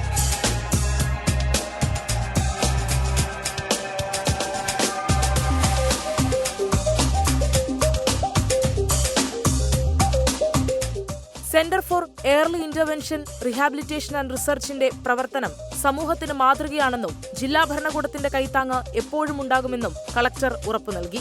കെയർ സെന്ററിലെ വിവിധ സെഷനുകൾ സന്ദർശിച്ചതിനു ശേഷമാണ് കളക്ടർ മടങ്ങിയത്. പാട്ടും ആഘോഷവും കൂടിയായപ്പോൾ കുട്ടികൾക്കും സന്തോഷം. സ്നേഹവിരുന്നും നടന്നു.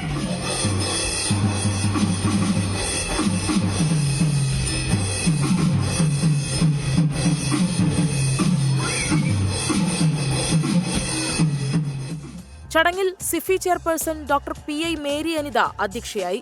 ജില്ലാ ദുരന്ത നിവാരണ authority deputy collector Usha Bindumol, M Ramesh Kumar, Anjali Parameswaran, KM Abdulla, KK Ibrahim, ഭിന്നശേഷി രക്ഷകർത്തൃ സംഘടന Thanal Parivar general secretary KM Nasar, Sudheer Azeez എന്നിവർ സംസാരിച്ചു.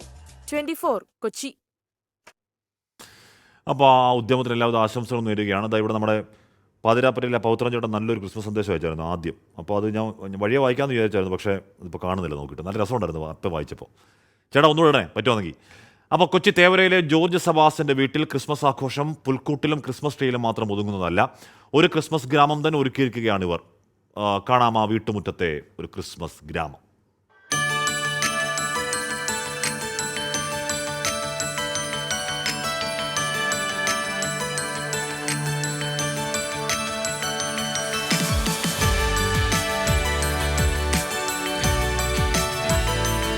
മഞ്ഞണിഞ്ഞ റെയിൽപാളത്തിലൂടെ തീവണ്ടികൾ കൂകിപ്പായുകയാണ്.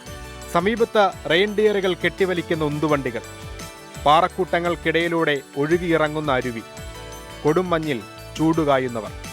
ക്രിസ്മസ് കാലത്തെ ആഘോഷമാക്കുന്ന ഒരു യൂറോപ്യൻ ഗ്രാമം തേവരയിലെ പുല്ലുമാക്കൽ വീട്ടിൽ ഇങ്ങനെ തിളങ്ങി നിൽക്കുകയാണ്.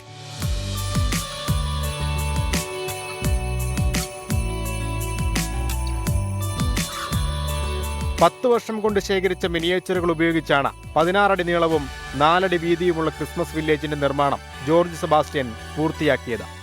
നോർമൽ ക്രിബ്, ക്രിസ്മസ് ട്രീ അല്ലെങ്കിൽ ഒരു സ്റ്റാർ എന്നുള്ളതാണ് നമ്മുടെ കൺസെപ്റ്റ്. പക്ഷേ വിദേശ രാജ്യങ്ങളിൽ ക്രിസ്മസ് എന്ന് പറയുന്ന ഒരു ആഘോഷമാണ്.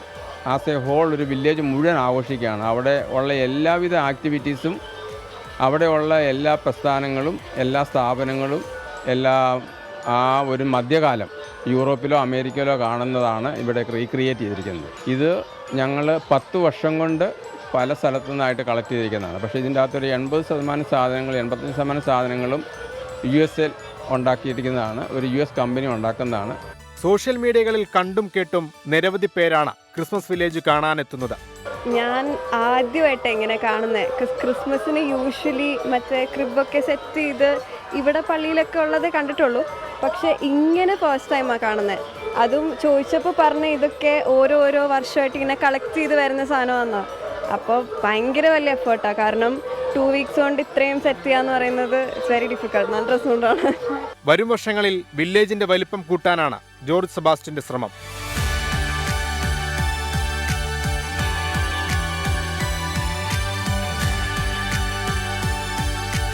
സച്ചിൻ ചന്ദ്രയ്ക്കൊപ്പം അശ്വിൻ പാലാഴി, 24 കൊച്ചി. അപ്പോൾ എല്ലാ പ്രിയപ്പെട്ട പ്രേക്ഷകർക്കും ഹൃദയം നിറഞ്ഞ ഒരു ക്രിസ്മസ് ആശംസിക്കുകയാണ്. അടിച്ചു പൊളിക്ക്. ഇതവിടെ അരുൺ ജി മുട്ട പറയുകയാണ്. നേരത്തെ പറഞ്ഞാണ് എന്ന് പറഞ്ഞാൽ എന്താണ്, ഹാഷ്മി ഭക്ഷണം കഴിച്ചു നല്ല ചൂട് ചമ്പാവരി ചോറും കപ്പയും ചിക്കൻ കറിയും ഉണ്ട്, വായോ എന്ന് വിളിക്കുന്നുണ്ട്. അപ്പോൾ അരുൺ കഴിക്കുക. പ്രിയപ്പെട്ട പ്രേക്ഷകരൊക്കെ ഭക്ഷണമൊക്കെ കഴിക്കുക, സമാധാനമായിരിക്കുക. അത് തിരികെ എത്തുന്നു. വാഗേരിയിലെ കടുവയുടെ ചില പ്രധാനപ്പെട്ട കാര്യങ്ങൾ പറയാനുണ്ട്. വെൽക്കം ബാക്ക് പ്രിയപ്പെട്ട പ്രേക്ഷകരെ. പ്രേക്ഷകർ ഭക്ഷണം കഴിക്കാത്തവർ പോയി കഴിക്കണമൊക്കെ ചെയ്യണം. നമ്മുടെ വാർത്തായാത്ര തുടരുകയാണ്. ഇവിടെ നമ്മുടെ നേരത്തെ പറഞ്ഞ പൗത്രൻ ചേട്ടൻ്റെ ആ മെസ്സേജ് വീണ്ടും വന്നിട്ടുണ്ട്. അനന്തതയിൽ കോടാനുകോടി തങ്ക നക്ഷത്രങ്ങൾ പുഞ്ചിരിക്കവേ ക്രിസ്മസ് നവവത്സരമിങ്ങെത്തി. നേർന്നിടട്ടെ ഹാഷ്മിക്കും 24 അണിയറ ശില്പികൾക്കും സ്നേഹാശംസകൾ. TV പൗത്രൻ പതിനാറ്. Thank you. വേറൊരു പ്രേക്ഷകർ പറയുന്നുണ്ട്, എന്താണ് നമ്മുടെ നേരത്തെ കാണിച്ച ക്രിസ്മസ് ഗ്രാമം പോയി കാണാൻ ആഗ്രഹം തോന്നുന്നു ജ്യോതിലക്ഷ്മി. ഉറപ്പായും പോയി കാണേണ്ട ഒന്നാണ് കേട്ടോ അത്. അബ്ദുൽ ഹക്കീം പറയുന്നു, ഹാഷ്മി പന്തളം മുനിസിപ്പാലിറ്റിയിൽ 60% ബിൽഡിങ്ങുകളും UA ആണ്. ഓഫീസിൽ കയറി മടുത്തു. നമ്മൾ സമർപ്പിച്ച ഫയലില്ല, മന്ത്രിയോടൊന്ന് പറയുമോ? ശരിയാണ്. ഞാൻ നാട്ടിൽ വന്നപ്പോഴത്തേക്ക് അവിടെ ഒരു 3-4 പേര് ഈ സമാനമായ കാര്യം പറഞ്ഞു. ഒന്ന് നോക്കണമെന്ന് വിചാരിച്ചാണ്, ഞാൻ വിട്ടുപോയതാണ്. എന്തായാലും അബ്ദുൽ ഹക്കീം അത് നമുക്ക് നോക്കാം. വാഗേരിയിൽ ഒരു കടുവായി പിടിച്ചുകൊണ്ട് പോയതേ ഉള്ളൂ. അടുത്ത് വീണ്ടും വരുന്നു കടുവാ ഭീതി.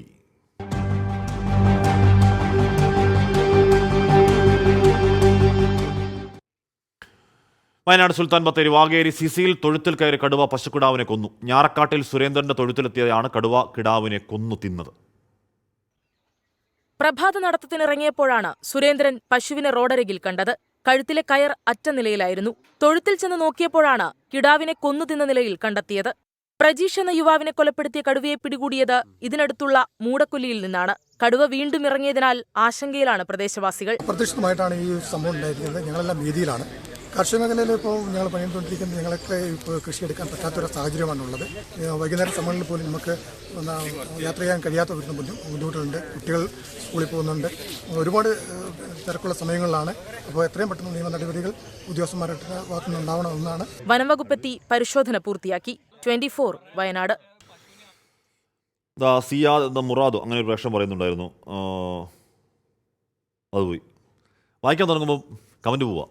അപ്പോൾ ജമ്മു കാശ്മീരിൽ രജൌരിക്ക് പിന്നാലെ ബാരാമുള്ളയിലും ഭീകരാക്രമണം. ഭീകരാക്രമണത്തിൽ മുൻ പോലീസ് ഉദ്യോഗസ്ഥന് വീരമൃത്യു. അഖ്നൂറിലെ തെരച്ചിലിൽ സേന വൻ ആയുധ ശേഖരം കണ്ടെത്തി. രജൌരിയിൽ ഭീകരർക്കായുള്ള സൈനിക നടപടി ഇപ്പോഴും പുരോഗമിക്കുകയാണ്. രജൌരിയിലെ ഭീകരാക്രമണത്തിൽ 5 സൈനികരാണ് വീരമൃത്യു വരിച്ചത്. മേഖലയിൽ സൈനിക നടപടി പുരോഗമിക്കുന്നതിനിടെയാണ് ബാരാമുള്ളയിലും ആക്രമണം. ജമ്മു കാശ്മീർ പോലീസിലെ മുൻ ഉദ്യോഗസ്ഥൻ മുഹമ്മദ് ഷാഫിക്ക് നേരെ ഭീകരർ നിറയൊഴിക്കുകയായിരുന്നു. പ്രാർത്ഥനയ്ക്ക് എത്തിയപ്പോഴായിരുന്നു ആക്രമണം. മേഖല കേന്ദ്രീകരിച്ച് സേനയുടെ തെരച്ചിൽ പുരോഗമിക്കുകയാണ്. അഖ്നൂറിൽ നുഴഞ്ഞുകയറ്റ ശ്രമം പരാജയപ്പെടുത്തിയതിന് പിന്നാലെ സൈന്യം നടത്തിയ തെരച്ചിലിൽ ആയുധശേഖരം കണ്ടെടുത്തു. ഇവിടെയും ശക്തമായ നിരീക്ഷണം തുടരുകയാണ്. നിയന്ത്രണ രേഖയോട് ചേർന്നുള്ള പ്രദേശങ്ങളിൽ ഡ്രോൺ ഉപയോഗിച്ചാണ് നിരീക്ഷണം. 24 ഡൽഹി. KPC അധ്യക്ഷൻ K. സുധാകരൻ ഇപ്പോൾ മാധ്യമങ്ങളോട് സംസാരിക്കുകയാണ്. അദ്ദേഹത്തിന്റെ വാക്കുകളിലേക്ക്. നമ്മുടെ പോലീസ് സ്റ്റേഷനിൽ പോയാൽ പോലീസ് ഓഫീസർ നമ്മളെ കാണുമ്പോൾ ഭക്ഷണം കൊണ്ടേക്കും. കാരണം ഞങ്ങൾ ഭക്ഷണം കിട്ടിയില്ലെങ്കിൽ മുദ്രാവാക്യം വിളിക്കുന്ന അവർക്കറിയാം. അങ്ങനെ നിരന്തരം കേസുകളിലും അക്രമങ്ങളിലും ഒക്കെ നെഞ്ചു വിരിച്ചു നിന്ന പാർട്ടി പ്രവർത്തകരാണ് ഞങ്ങളൊക്കെ. ഞങ്ങളെയൊന്നും ഈ ഉമ്മാക്കി കാട്ടി പേടിപ്പിക്കരുത് എന്ന് പിണറായി വിജയന് അതറിയാലോ. പിണറായി വിജയനും ഞാനും തമ്മിൽ മുഖാമുഖം നേരിട്ട് കണ്ടിട്ടില്ലല്ലോ ബ്രണ്ടൻ കോളേജിൽ. അതിന്റെ അനുഭവം പിണറായി വിജയൻ അറിയാലോ. അദ്ദേഹത്തിന്റെ ആക്ഷനൊക്കെ നിങ്ങൾക്ക് കാട്ടി തന്നിട്ടില്ലേ? അദ്ദേഹം എന്ത് ആക്ഷനാണ് കണ്ടത് നിങ്ങൾക്ക് എന്നറിയാലോ. അതുകൊണ്ട് പിണറായി വിജയൻ അദ്ദേഹത്തിന്റെ മനസ്സെന്ന് പറയുന്നത് ഒരു ജനാധിപത്യ സംവിധാനത്തിൽ പ്രവർത്തിക്കുന്ന ഒരു പാർട്ടി നേതാവിന്റെ മനസ്സല്ല. കേരളത്തിന്റെ ചരിത്രത്തിൽ ഉണ്ടായ സമാനതകളില്ലാത്ത സംഭവം SRCP-യുടെ കാലത്തോ ബ്രിട്ടീഷ് ഭരണകാലത്തോ ഉണ്ടാകാത്ത അത്രയും ക്രൂരവും ഞെട്ടിക്കുന്നതുമാണ് എന്ന് പറയാതിരിക്കാൻ നിർവാഹമില്ല. പ്രതിപക്ഷ നേതാവ്, 6 MP-മാർ, 7 MLA-മാർ, മുൻ മന്ത്രിമാർ തുടങ്ങിയുള്ള നേതാക്കളാണ് ഞങ്ങൾ സ്റ്റേജിലുണ്ടായിരുന്നത്. അത്യുഗ്ര ശേഷിയുള്ള 18 ടിയർ ഗ്യാസ് ഷെല്ലാണ് അവർ പൊട്ടിച്ചത്, ഇന്നലെ വലിച്ചെറിഞ്ഞത്. ഇന്നലെ അതിൽ 4 എണ്ണം ഞാൻ ഉൾപ്പെടെ ഇരിക്കുന്ന നേതാക്കന്മാരുടെ സ്റ്റേജിന്റെ മുൻപിലാണ് വന്ന് വീണത്. 2 എണ്ണം സ്റ്റേജിന്റെ അടിയിൽ വീണു. ഈ ഗ്രനേഡുകളെല്ലാം പൊട്ടിയിരുന്നുവെങ്കിൽ, അതാണ് ഞാൻ ചോദിച്ചത്, സംസ്ഥാന കോൺഗ്രസ് നേതൃത്വം തന്നെ വാഷ് ഔട്ട് ആകുമായിരുന്നില്ലേ? എന്നിട്ടും അതിനെക്കുറിച്ച് ന്യായീകരിക്കാൻ നിൽക്കുന്ന ഒരു മുഖ്യമന്ത്രിയെ കുറിച്ച് എന്ത് പറയണം? വാഹനത്തിലാണ് സ്റ്റേജ് തയ്യാറാക്കിയത്. ഞാൻ നേരത്തെ പറഞ്ഞു, പോലീസ് ഏറ്റെടുത്ത് നടപ്പാക്കിയത് CPM-ന്റെ കൊട്ടേഷൻ, AKG സെന്ററിന്റെയും മുഖ്യമന്ത്രിയുടെയും ഓഫീസ് കേന്ദ്രീകരിച്ചുള്ള P. ശശിയുടെയും നിർദ്ദേശമാണ് പോലീസ് നടപ്പിലാക്കിയത് എന്നതാണ് യാഥാർത്ഥ്യം. DGP വെറും നോക്കുകുത്തിയായ ഒരു പാവം പ്രതിമ. ഒരു വാക്ക് അദ്ദേഹത്തിന് സംസാരിക്കാൻ സാധിച്ചില്ല. ഈ ആക്രമണത്തിന് ആര് നേതൃത്വം കൊടുത്തത്? മുഖ്യമന്ത്രിയുടെ ബോഡി ഗാർഡാണ്, മുഖ്യമന്ത്രിയുടെ സുരക്ഷാ ഭടന്മാരാണ്, മുഖ്യമന്ത്രിക്ക് വേണ്ടി പുറത്തുനിന്ന് കൊണ്ടുവന്ന ഗുണ്ടകളാണ്. അവരുടെ സെക്യൂരിറ്റി ഗാർഡ് എന്ന് പറഞ്ഞ് അവർ ഉണ്ടാക്കിയ കേരളത്തിലെ എല്ലാ ജില്ലകളിൽ നിന്നും തെരഞ്ഞെടുത്ത ഗുണ്ടകൾ. ആ മഞ്ഞ വസ്ത്രവോട്ടിന് വന്ന് നിൽക്കുന്നവരൊക്കെ ഗുണ്ടകളാണ്. ആ ഗുണ്ടകളാണ് നമ്മുടെ കുട്ടികളെയൊക്കെ അടിച്ചത്. കാസർഗോഡ് മുതൽ കണ്ണൂരിലെത്തിയപ്പോൾ, കണ്ണൂരിൽ നിങ്ങൾക്കറിയാം, കല്യാശ്ശേരിയിൽ വെച്ച് അടിച്ച അടി നിങ്ങൾക്കറിയാം. പൂച്ചട്ടി കൊണ്ടും അതുപോലെ തന്നെ വയർലെസ് സെറ്റ് കൊണ്ടും ഒക്കെ ഞങ്ങളുടെ ചെറുപ്പക്കാരെ അടിച്ച് തലക്കടിച്ച് പൊളിക്കുന്ന രംഗം നിങ്ങൾ കണ്ടിട്ടുണ്ട്. എന്നിട്ടാണ് പറയുന്നത് ജീവൻ രക്ഷാ പ്രവർത്തനാണ് എന്ന് പറയണമെങ്കിൽ ഇദ്ദേഹത്തിന് സമനിലയുണ്ടോ എന്ന് ഈ രാജ്യത്തെ ജനങ്ങൾ ആലോചിക്കണം. ഈ അടി അത്രയും അടിച്ച് തലകീറി രക്തം വിളിച്ച് ആശുപത്രിയിൽ കിടക്കുന്ന ഈ ആളുകൾക്ക് ജീവൻ രക്ഷാ പ്രവർത്തനമാണ് അവർ നടത്തിയത് എന്ന് പറഞ്ഞാൽ എന്താണ് അതിന്റെ അർത്ഥം? അദ്ദേഹത്തെ തിരുത്താൻ ആ പാർട്ടിയിൽ ആരുമില്ല. ഏകഛത്രാധിപതിയാണ് ആ പാർട്ടിയിൽ. ആരും വിമർശിക്കാനില്ല, ആരും എതിർക്കാനില്ല. CPM-ന്റെ എത്ര മുഖ്യമന്ത്രിമാർ കേരളം ഭരിച്ചു? ഇതുപോലെ ഒരു മുഖ്യമന്ത്രിയുടെ നിഴൽ കേരളത്തിന്റെ രാഷ്ട്രീയത്തിൽ ഉണ്ടായിട്ടുണ്ടോ എന്ന് നിങ്ങൾ പരിശോധിക്കണം. വ്യക്തിവിരോധം തീർക്കുകയാണ് ഈ സർക്കാർ. അക്രമത്തെ ആരാധിക്കുകയും പ്രോത്സാഹിപ്പിക്കുകയും ചെയ്യുന്ന CPM-ന് ജനാധിപത്യത്തോട് പുച്ഛമാണ്. എനിക്ക് ചില ശാരീരിക പ്രശ്നങ്ങളുണ്ടെന്നും മുഖ്യമന്ത്രിക്ക് വ്യക്തമായി അറിയാം. അതുകൊണ്ട് തന്നെയാണ് ഗ്രനേഡും ഹൈഡോസും പോലുള്ള മറ്റു വാതകങ്ങളും പ്രയോഗിച്ചത് എന്ന് ഞാൻ വിശ്വസിക്കുന്നു. പിണറായി വിജയൻ ഒരു കൊലയാളിയാണെന്നും കൊലയാളിയുടെ മനസ്സാളിയാൾക്കുള്ളതെന്നും ഞാൻ എത്രയോ കാലമായി പറയുന്നു. കേരളത്തിലെ ആദ്യത്തെ കൊലപാതകമായ വാടിക്കൽ രാമകൃഷ്ണന്റെ കൊലപാതകം ഇദ്ദേഹത്തിന് നേരിട്ട് പങ്കുള്ള കൊലപാതകമാണ് എന്ന് നിങ്ങൾ ഓർക്കണം. മംഗലാപുരം കോടതിയിലാണ് ആ കേസ് സാക്ഷി പറയാൻ ആളില്ലാത്തത് കൊണ്ട് തള്ളിപ്പോയതാണ്. സ്വന്തം കൊലക്കത്തിയെടുത്ത് രാഷ്ട്രീയ എതിരാളികളെ കൊല്ലാൻ പോയ പാരമ്പര്യത്തിന്റെ ഉടമസ്ഥന ഇന്ന് കേരളം ഭരിക്കുന്ന മുഖ്യമന്ത്രി എന്ന് നിങ്ങൾ ഓർക്കേണ്ടതായിട്ടുണ്ട്. കണ്ണൂരിലെ അത് TP ചന്ദ്രശേഖരനിൽ വരെ എത്തി. സ്വന്തം സഹപ്രവർത്തകനായിരുന്ന ചന്ദ്രശേഖരനെ പോലും കൊല്ലിച്ചത് അദ്ദേഹമാണ്. അദ്ദേഹത്തിന്റെ ബോഡി ഗാർഡായി നടന്നിരുന്ന ഒരു വെണ്ടുട്ടായി ഒരു ബാബു. ആ ബാബു എന്ന് പറയുന്ന ചെറുപ്പക്കാരനും ഇദ്ദേഹവും തമ്മിൽ ഒന്ന് തെറ്റി അകന്ന് ബാബു ഇദ്ദേഹത്തിന്റെ അടുത്തേക്ക് 2-3 ദിവസമായിട്ട് വന്നില്ല. അദ്ദേഹം അവനെ ശത്രുപക്ഷത്തേക്ക് പ്രഖ്യാപിച്ചു പിണറായി. എന്നിട്ട് 10-25 ദിവസമാകുമ്പോഴത്തേക്ക് ഒരു ദിവസം ഒരു ക്രിമിനൽ കേസിനകത്ത് വക്കീലിനെ കാണാൻ തലശ്ശേരി ചിറക്കര പോകുമ്പോൾ ആ ചിറക്കരയിലെ ഒരു ജംഗ്ഷനിലിട്ട് CPM-ന്റെ ഗുണ്ടകളെ വെച്ച് ആ ബാബുവിനെ വെട്ടിക്കൊന്നു. കൊല്ലട്ടെ, ഒരാളെ കൊന്നു. എന്നിട്ട് അദ്ദേഹത്തിന്റെ ശവസംസ്കാരത്തിന് ഒരൊറ്റ ആളുകളും പങ്കെടുക്കാൻ പാടില്ലെന്ന് പിണറായിയിലെ ജനങ്ങൾക്ക് മുഴുവൻ കൽപ്പിച്ചു പോയി ഈ പിണറായി വിജയനും പാർട്ടിയും. പോസ്റ്റ്മോർട്ടം നടത്താൻ പോലും ആരും ഉണ്ടായില്ല. അടുത്ത ബന്ധുക്കൾ മാത്രം 2-3 ആളുകൾ. അങ്ങനെ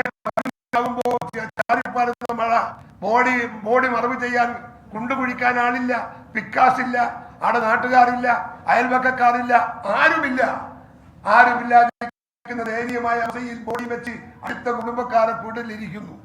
ആ വീട്ടിനടുത്താണ് അന്ന് SN കോളേജിലെ KSUവിന്റെ വൈശവനായിരുന്ന നമ്മുടെ ഒരു പെൺകുട്ടി, പേര് മറന്നുപോയി. ആ കുട്ടി എന്നെ വിളിച്ചിട്ട് പറഞ്ഞു, ഇങ്ങനെ ഒരു സംഭവം ഉണ്ടായിട്ടുണ്ട്, ഇവിടെ ആളുകളില്ല ഇത് മറവ് ചെയ്യാൻ.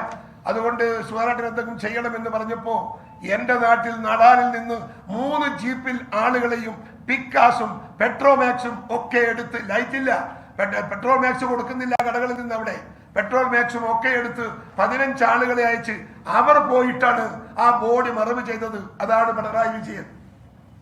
കൊല്ലുക മാത്രമല്ല, മറവ് ചെയ്യാൻ പോലും സമ്മതിക്കാത്ത ക്രൂരതയുടെ പര്യായം. അത്ര വികൃതമാണ് പിണറായി വിജയൻ എന്ന് പറയുന്ന രാഷ്ട്രീയ നേതാവിന്റെ മുഖമെന്ന് നിങ്ങൾ ഓർക്കണം. പിണറായി വിജയൻ ഒരു കൊലയാളിയാണെന്നും മനസ്സാണ് ഇയാൾക്കുള്ളതെന്ന് എത്രയോ കാലമായി പറയുന്നു. അപ്പോൾ അതുകൊണ്ട് തന്നെ അദ്ദേഹത്തെ കേരളത്തിലെ ജനങ്ങൾക്ക് നേരിട്ട് തൊട്ടറിയാൻ ഈ സാധിക്കുന്നു എന്ന് എനിക്ക് മനസ്സിലാവുകയാണ്. മറ്റുള്ളവരുടെ രക്തം കണ്ട് ഉന്മാദിക്കുന്നവനാണ് ഈ സൈക്കോപാത്ത് എന്ന് പറയുന്നത്. എൻ്റെ ബോധ്യങ്ങളുടെയും തെളിവുകളുടെയും അടിസ്ഥാനത്തിൽ പറയുന്നത് ഒരു സൈക്കോപാത്ത് കോൺഗ്രസ് നേതൃത്വത്തെയും പ്രതിപക്ഷത്തെയും ഒന്നടക്കമില്ലാതെ നേതൃത്വം കൊടുക്കാനാവും. ശ്രീ പിണറായി വിജയന് അദ്ദേഹം ഒരു സൈക്കോപാത്താണ് പറഞ്ഞാൽ അതൊരു അധിക പറ്റാകുമെന്ന് എനിക്ക് തോന്നുന്നില്ല.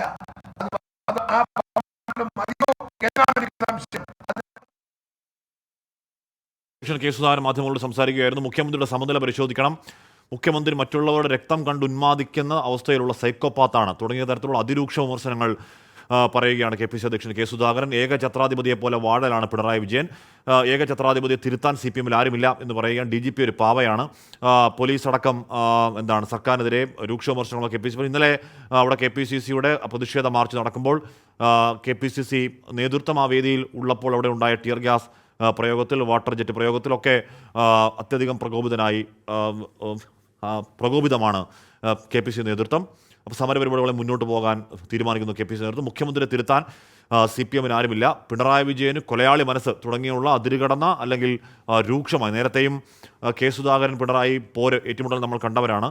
അവരുടെ ഭൂതകാലത്തെ ബ്രണ്ടൻ കോളേജും അക്കാലത്തെയും വാടിക്കൽ രാമകൃഷ്ണനും അതിനെ തുടർന്ന് ഒരു ശവം മറവ് ചെയ്യാൻ പോലും അനുവദിക്കാത്ത ക്രൂരത എന്നൊക്കെ ഇവർക്ക് മറ്റ് കേരളത്തിനറിയാം, റെസ്റ്റ് ഓഫ് ദ കേരളത്തിന് അറിയാത്ത, അല്ലെങ്കിൽ അവർ കണ്ണൂർ രാഷ്ട്രീയത്തിൻ്റെ കാര്യങ്ങൾ ഏടുകൾ വീണ്ടും വീണ്ടും തുറക്കുകയാണ്. അത് ചോരയുടെ ഏടുകളാണ്, അധികം തുറക്കപ്പെടാതിരിക്കട്ടെ എന്ന് മാത്രമേ ആഗ്രഹിക്കാൻ കഴിയൂ. എന്തായാലും രാഷ്ട്രീയ പ്രതികരണങ്ങൾ ഉറപ്പായും ഇതിനോടുണ്ടാകും. പിണറായി സൈക്കോപാത്താണ് എന്ന് കെ സുധാകരൻ പറയുമ്പോൾ ഉറപ്പായും അതിൻ്റെ മറുപടി പിണറായിയിൽ നിന്നൊക്കെ ഉണ്ടാകും. അത് വീണ്ടും പൂർവ്വകാല രാഷ്ട്രീയത്തിലേക്കും പൂർവ്വകാല ചോരയൊഴുക്കിലേക്കും പോകാതിരിക്കട്ടെ എന്ന് ആത്മാർത്ഥമായി ആഗ്രഹിക്കുകയുമാണ്.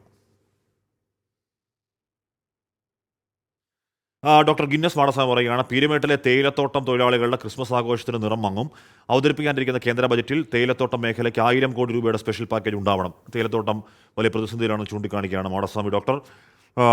ഓക്കെ, ഇവിടെ ഒരു പ്രേക്ഷകൻ പറയുകയാണ്, ജാനകി ചേട്ടാ നിങ്ങൾ ഭക്ഷണം കഴിച്ചോ? ആർക്കെങ്കിലും ഒരാൾക്കെങ്കിലും ചോദിക്കാൻ തോന്നുന്നില്ല കഴിച്ചോന്ന്. ഇല്ല ജാനകി കഴിച്ചില്ല, 2:30 കഴിക്കണം. പ്രിയപ്പെട്ട പ്രേക്ഷകർക്ക് ഭക്ഷണം കഴിക്കുക. KSRTC ജീവനക്കാരും പെൻഷൻകാരും ഇനിയെങ്കിലും രക്ഷപ്പെടുമെന്ന് സുരേഷ് കുമാർ ഉയർ ചോദ്യം. രക്ഷപ്പെടട്ടെ, ജീവനക്കാരാണ്, അവർ ചെയ്ത ജോലിക്കുള്ള ശമ്പളം കിട്ടാൻ 100% അർഹതയുള്ളവരാണ്. ഷമി സുലൈമാൻ, ഹാഷ്മിയും മുറാദ് സിയാൻ പറഞ്ഞത് തെറ്റ് ചെയ്താൽ നടപടിയെടുക്കപ്പെടും, ചെയ്തിട്ടില്ല എങ്കിൽ എന്തിനാണ് ഈ അങ്കലാപ്പ് എന്നാണ് ചോദിച്ചത്. എന്ന് പറഞ്ഞാൽ നമ്മുടെ വിനീതയ്ക്കെതിരെ കേസാണ് ഉദ്ദേശിച്ചത്. എന്ന് പറഞ്ഞാൽ ഇതൊരു കള്ളക്കേസ് എടുക്കലും ആ കേസ് കോടതിയിൽ പോയി കോടതിയുടെ വരാന്തയിൽ തന്നെ നമുക്കത് ക്വാഷ് ചെയ്ത് കളയലും ഒന്നുമല്ല. ഞാൻ ജസ്റ്റ് വ്യവഹാര വഴിയിൽ മാത്രം കാണില്ല. ഇത് മാധ്യമ സ്വാതന്ത്ര്യം രാജ്യത്ത് വലിയ തോതിൽ പ്രതിസന്ധിയിലാണ്. നമ്മുടെ പ്രസ് ഫ്രീഡം ഇൻഡെക്സിൻ്റെ എണ്ണം അങ്ങ് പെരുങ്കുഴിയിലേക്ക് പോകുന്നു എന്നൊക്കെ വിമർശനം ഉന്നയിക്കുന്നതാണ് CPM ഇടതുപക്ഷം. അപ്പോൾ ഇടതുപക്ഷ സർക്കാർ നയിക്കുന്ന സമയത്ത് ആ പ്രസ് ഫ്രീഡം ഇൻഡെക്സിൽ കുറവ് വരുന്നതിലേക്ക് കേരളത്തിൽ നിന്നുള്ള സംഭാവനകൾ നൽകുന്നത് ശരിയാണോ പോലെയുള്ള കുറച്ചുകൂടി വിശാലമായ ക്യാൻവാസിലേക്ക് അതിനെ കൊണ്ടുപോകാം. അല്ലാതെ ജസ്റ്റ് ഒരു വ്യവഹാരം, ഒരു കള്ളക്കേസ് എടുക്കൽ, അതിനെ കോടതിയിൽ പോയി തിരുത്തൽ എന്നുള്ള ചെറിയ വ്യവഹാരത്തിലേക്ക് വരല്ലേ, കുറച്ചുകൂടി വിശാലമായ രാഷ്ട്രീയത്തിലേക്ക് വാ എന്ന് ഞാൻ മുറാദ് സിയാനോട് പറയുകയാണ്. ഓക്കെ, സ്വഭാവ ദൂഷ്യത്തിൻ്റെ പേരിൽ തിരുവല്ലയിലെ പാർട്ടി പ്രാദേശിക നേതാവിനെ പുറത്താക്കാൻ CPM തീരുമാനം. കോട്ടാലി ബ്രാഞ്ച് സെക്രട്ടറി CC സജിമോനെതിരെയാണ് പത്തനംതിട്ട ജില്ലാ കമ്മിറ്റിയുടെ നടപടി.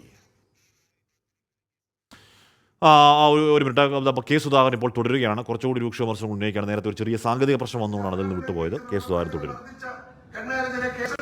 ആവശ്യം പോലും മുഖ്യമന്ത്രി നിരാകരിച്ചു, സംരക്ഷിക്കുകയും ചെയ്തു. അവരെ ആ തെറ്റ് തിരുത്താൻ കോടതി വേണ്ടി വന്നു. നിങ്ങൾക്കറിയാം, ആ കേസിൽ കോടതി പറഞ്ഞു നടപടി എടുക്കണമെന്ന് പറഞ്ഞു കോടതി. അങ്ങനെ അദ്ദേഹത്തിനെതിരെ കേസെടുത്തു. കോടതി പറഞ്ഞ ശേഷമാണ് ഗൺമാനെതിരെ FIR കേസെടുക്കാൻ തയ്യാറായത്. മുഖ്യമന്ത്രി കലാപാഹ്വാനം നടത്തിയിട്ടും പോലീസ് കേസെടുത്തില്ല. പകരം ജനാധിപത്യ രീതിയിൽ പ്രതിഷേധിച്ച തനിക്കെതിരെയും പ്രതിപക്ഷ നേതാക്കൾക്കെതിരെയും കേസെടുക്കുന്നു. ഞങ്ങൾക്കിടയ്ക്കെതിരെ കേസെടുത്തിരിക്കുന്നു. എന്തിനാണ് എനിക്കെതിരെ കേസെടുത്തതെന്ന് മനസ്സിലായില്ല. ജാമ്യമില്ലാത്ത കേസാണ് എടുക്കുന്നത്. ഞാൻ എന്ത് ചെയ്യുന്നു എന്ന് എനിക്കറിയില്ല. എന്താണ് ചെയ്തിട്ടും അദ്ദേഹത്തിനെതിരെ കേസെടുക്കാത്ത ഈ സംസ്ഥാനത്ത് ഒന്നും ചെയ്യാത്ത എനിക്കെതിരെ കേസെടുത്തു എന്ന് പറയുമ്പോൾ എന്ത് നിയമം, എന്ത് നീതി, എന്ത് നിയമവാഴ്ച പരിശോധിക്കണ്ടേ? കേരളത്തിലെ ജനങ്ങൾക്ക് ഇത് വിലയിരുത്തേണ്ട ഒരു അവസരമല്ലേ ഇത്? ഓരോ ജില്ലയിലും 2000-ലധികം പോലീസുകാരെ ചുറ്റും വിന്യസിച്ചാണ് മുഖ്യമന്ത്രി നവകേരള സദസ്സ് നടത്തിയത്. പോലീസുകാരെ മുഴുവൻ പിണറായി കൊണ്ടുപോയതുകൊണ്ട് ഇത്തവണ ശബരിമല തീർത്ഥാടനം അലങ്കോലമായി. അവിടെ ആവശ്യത്തിന് പോലീസ് ഉണ്ടായില്ല. അതുകൊണ്ട് തന്നെ തിക്കും തിരക്കിലും പെട്ട് ആളുകൾ ശ്വാസം മുട്ടി പലരും ക്ഷേത്ര ദർശനം നടത്താതെ മടങ്ങിപ്പോയത് ഒരുപക്ഷെ ശബരിമലയുടെ ചരിത്രത്തിൽ ആദ്യത്തെ സംഭവമായിരിക്കും. ഈ വർഷത്തെ ദർശനമെന്ന് മനസ്സിലാക്കണം. അവിടെ അതെല്ലാം തടുത്തത് ഇദ്ദേഹത്തിന്റെ ഈ ഒരു യാത്രയാണ്. കരിങ്കൊടി കാട്ടാൻ പോലും അനുവാദമില്ലാത്ത കേരളം ഉത്തര കൊറിയയല്ലെന്ന് പിണറായി വിജയൻ ഓർക്കണം. അവിടുത്തെ ഏകാധിപതി കിങ് ഓഫ് യൂണിയനെ പോലെയാകാനാണ് പിണറായി ശ്രമിക്കുന്നത്. കേരളത്തിൽ കോൺഗ്രസ് ഉള്ളിടത്തോളം കാലം പിണറായിക്ക് അതിന് സാധിക്കില്ലെന്ന് ഞങ്ങൾ തെളിയിച്ചിരിക്കുന്നു. അതുകൊണ്ട് ആർക്കാണ് മാധ്യമങ്ങൾ വിലയിരുത്തും? ആർക്കാണ് ഇതുകൊണ്ടുള്ള പ്രയോജനം? സാധാരണക്കാരനെ കാണുന്നില്ല, അവന്റെ പരാതി കേൾക്കുന്നില്ല. അവന്റെ പരാതി ഉദ്യോഗസ്ഥന്മാർക്ക് കൊടുക്കുന്നു, അത് സർക്കാർ ഓഫീസിൽ കൊണ്ടു കൊടുത്താൽ പോരെ? എന്തിനിവിടെ പോണം? എന്തിനിവിടെ പോണം? ഒരു തീർപ്പ് കൽപ്പിക്കുന്നില്ല. കണ്ട് പഠിക്കണമിടോ. മുഖ്യമന്ത്രി ഉമ്മൻചാണ്ടി നടത്തിയ ജനസമ്പർക്ക പരിപാടി, അത് ജനസമ്പർക്ക പരിപാടി, ജനലക്ഷങ്ങളുടെ കണ്ണീരൊപ്പിയ പരിപാടി, ജനലക്ഷങ്ങളെ നേരിൽ കണ്ട പരിപാടി, ജനലക്ഷങ്ങളുടെ സങ്കടം കേട്ട പരാതി, ആ ജനലക്ഷങ്ങൾക്ക് പരിഹാരമുണ്ടാക്കിയ നടപടി കേരളത്തിലല്ല ഇന്ത്യയിൽ മറ്റൊരു മുഖ്യമന്ത്രിയും ചെയ്യാത്ത ഉമ്മൻചാണ്ടിയുടെ ജനസമ്പർക്ക പരിപാടിയും ഇദ്ദേഹത്തിന്റെ ഈ നവകേരള യാത്രയും തമ്മിൽ ഒരു തരത്തിലെങ്കിലും ഒന്ന് ബന്ധപ്പെടുത്താനും താരതമ്യപ്പെടുത്താനും നമുക്ക് സാധിക്കുമോ എന്ന് നിങ്ങൾ സ്വയം ഒന്ന് വിലയിരുത്തണം എന്ന് ഞാൻ ഈ സന്ദർഭത്തിൽ ആവശ്യപ്പെടുകയാണ്.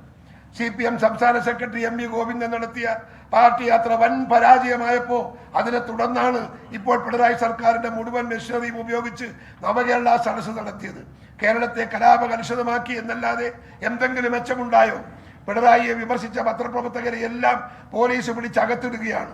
പിണറായി സത്യത്തിൽ മോദിക്ക് പഠിക്കുകയാണ്. പത്രപ്രവർത്തകരുടെ സംഘടനകൾ നിശബ്ദത പാലിക്കുന്നത് എന്നെ അത്ഭുതപ്പെടുത്തുന്നു. എന്ത് മാധ്യമങ്ങളാ?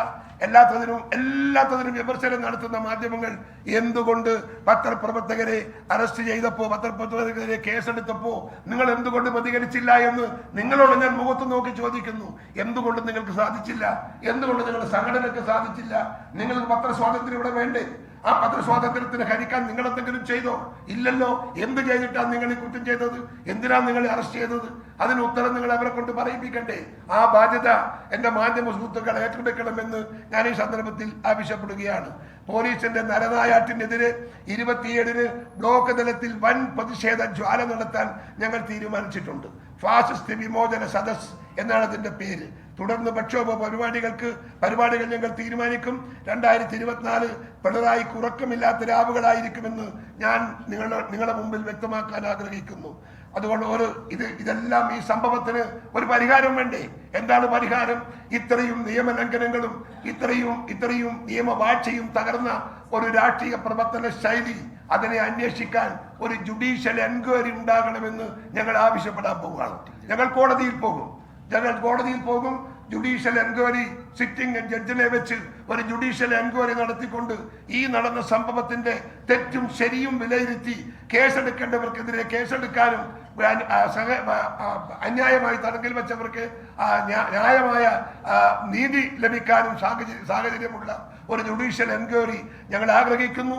ആ ജുഡീഷ്യൽ എൻക്വയറിക്ക് വേണ്ടി നല്ലൊരു ലീഗൽ വക്കീൽമാരെ ലീഗൽ സെല്ലിനെ വെച്ച് ഗവൺമെന്റ് തയ്യാറാവണം. ഗവൺമെന്റ് തയ്യാറാവില്ലെന്ന് എനിക്കറിയാം. പക്ഷേ ഗവൺമെന്റ് തയ്യാറായില്ലെങ്കിൽ ഞങ്ങൾ കോടതിയിൽ പോകും എന്ന് ഞാൻ നിങ്ങളെ അറിയിക്കുന്നു. മറ്റ് സമരമുറകളെ കുറിച്ചൊക്കെ UDF തലത്തിൽ ചർച്ച നടക്കുന്നുണ്ട്. ആ ചർച്ച കഴിയുന്നതിന് ശേഷം മറ്റ് സമരങ്ങൾ നിങ്ങളുടെ മുമ്പിൽ അറിയിക്കാം. ജുഡീഷ്യൽ അതെ ഇന്നലത്തെ മാത്രമല്ല, ജനറലായി ഞാൻ ചോദിക്കുന്നു, കാസർഗോഡ് മുതൽ തുടങ്ങി ഈ എല്ലാ സ്ഥലത്തും ഇത് നടന്നില്ലേ? എവിടെയായി നടക്കാതിരിക്കുന്നത്?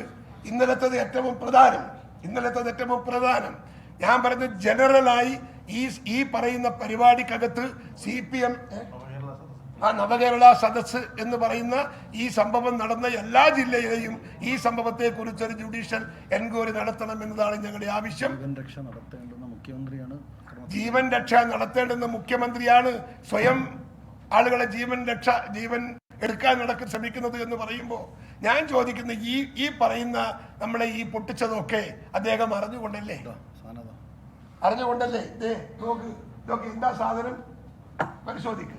ഇതൊക്കെയാണ് ഇന്നലെ ഞങ്ങളെ സ്റ്റേജിൽ നിൽക്കാൻ വന്ന് വീണതായി സാധനം അവിടെ നിന്ന് എടുത്തുകൊണ്ടാകുന്നതാണ്.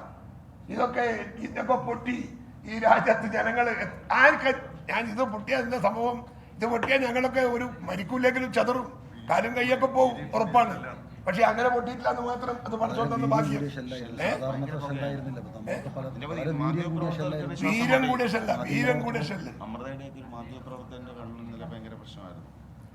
നിങ്ങൾക്കൊന്നും പുകയൊന്നും കിട്ടിയിട്ടില്ലേ? നിങ്ങൾക്ക് ഈ പുകയൊന്നും കിട്ടിയിട്ടില്ലേ? എല്ലാവരും ഓടിയോ? ആ ഓടിയ ബൈക്ക് പുല്ല് പറിച്ചിട്ടില്ല. അത് കഴിഞ്ഞിട്ട് കിട്ടിയാത്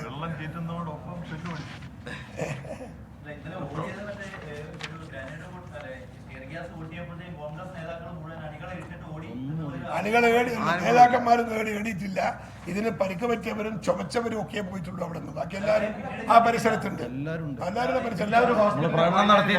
ഞങ്ങൾക്കൊക്കെ ചുമ വന്നു. ചുമ എന്ന് പറഞ്ഞാൽ നിൽക്കാത്ത ചുമയാണ്. ഏത്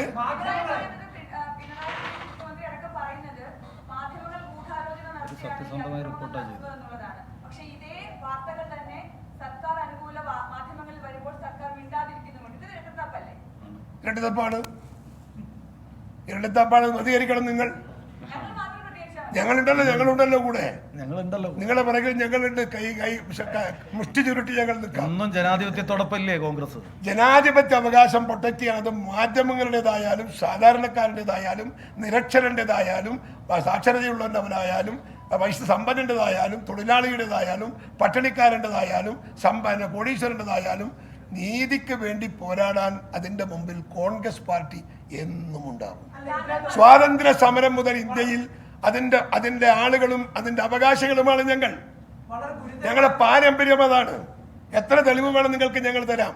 എത്ര തെളിവ് വേണം ഞങ്ങൾക്ക് തരാം. വളരെ ഗുരുതരമായ ഒരു ആരോപണമാണ്. കാരണം താങ്കളുടെ ശാരീരിക ബുദ്ധിമുട്ടുകൾ മനസ്സിലാക്കി അതിനനുസരിച്ച്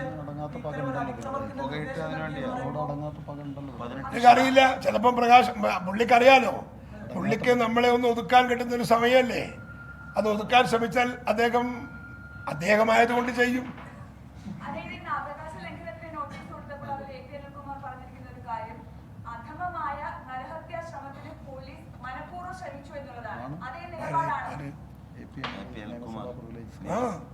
അതെന്നെ കൊടുത്തത് ഞങ്ങൾ കൊടുത്തിട്ടുണ്ട്. ഞാൻ പാർലമെന്റിൽ കൊടുത്തിട്ടുണ്ട്. ഞങ്ങൾക്ക് ചില പ്രിവിലേജ് ഇല്ലേ?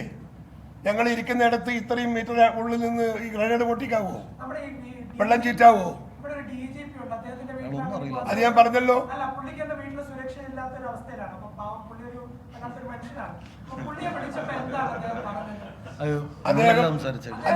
ശശി തരൂരും മാത്യു ഞാനല്ല സംസാരിച്ചത്. ശശി തരൂരും മാത്യു കൂടെ. അപ്പോൾ ഇന്നലെ പോലീസ് ഉപയോഗിച്ച ഗ്രനേഡ് ഉയർത്തിക്കാട്ടിയാണ് കെ സുധാകരന്റെ വാർത്താ സമ്മേളനം. നിയമവാഴ്ച തകർന്നതിൽ ജുഡീഷ്യൽ അന്വേഷണം വേണം. അത് ജനറലായി നവകേരള സദസ് കാസർഗോഡ് മുതൽ തുടങ്ങിയപ്പോൾ ഇങ്ങോട്ടുള്ള മർദ്ദനത്തിലൊക്കെ ജുഡീഷ്യൽ അന്വേഷണം വേണമെന്ന ആവശ്യം മുന്നോട്ട് വെക്കുന്നു.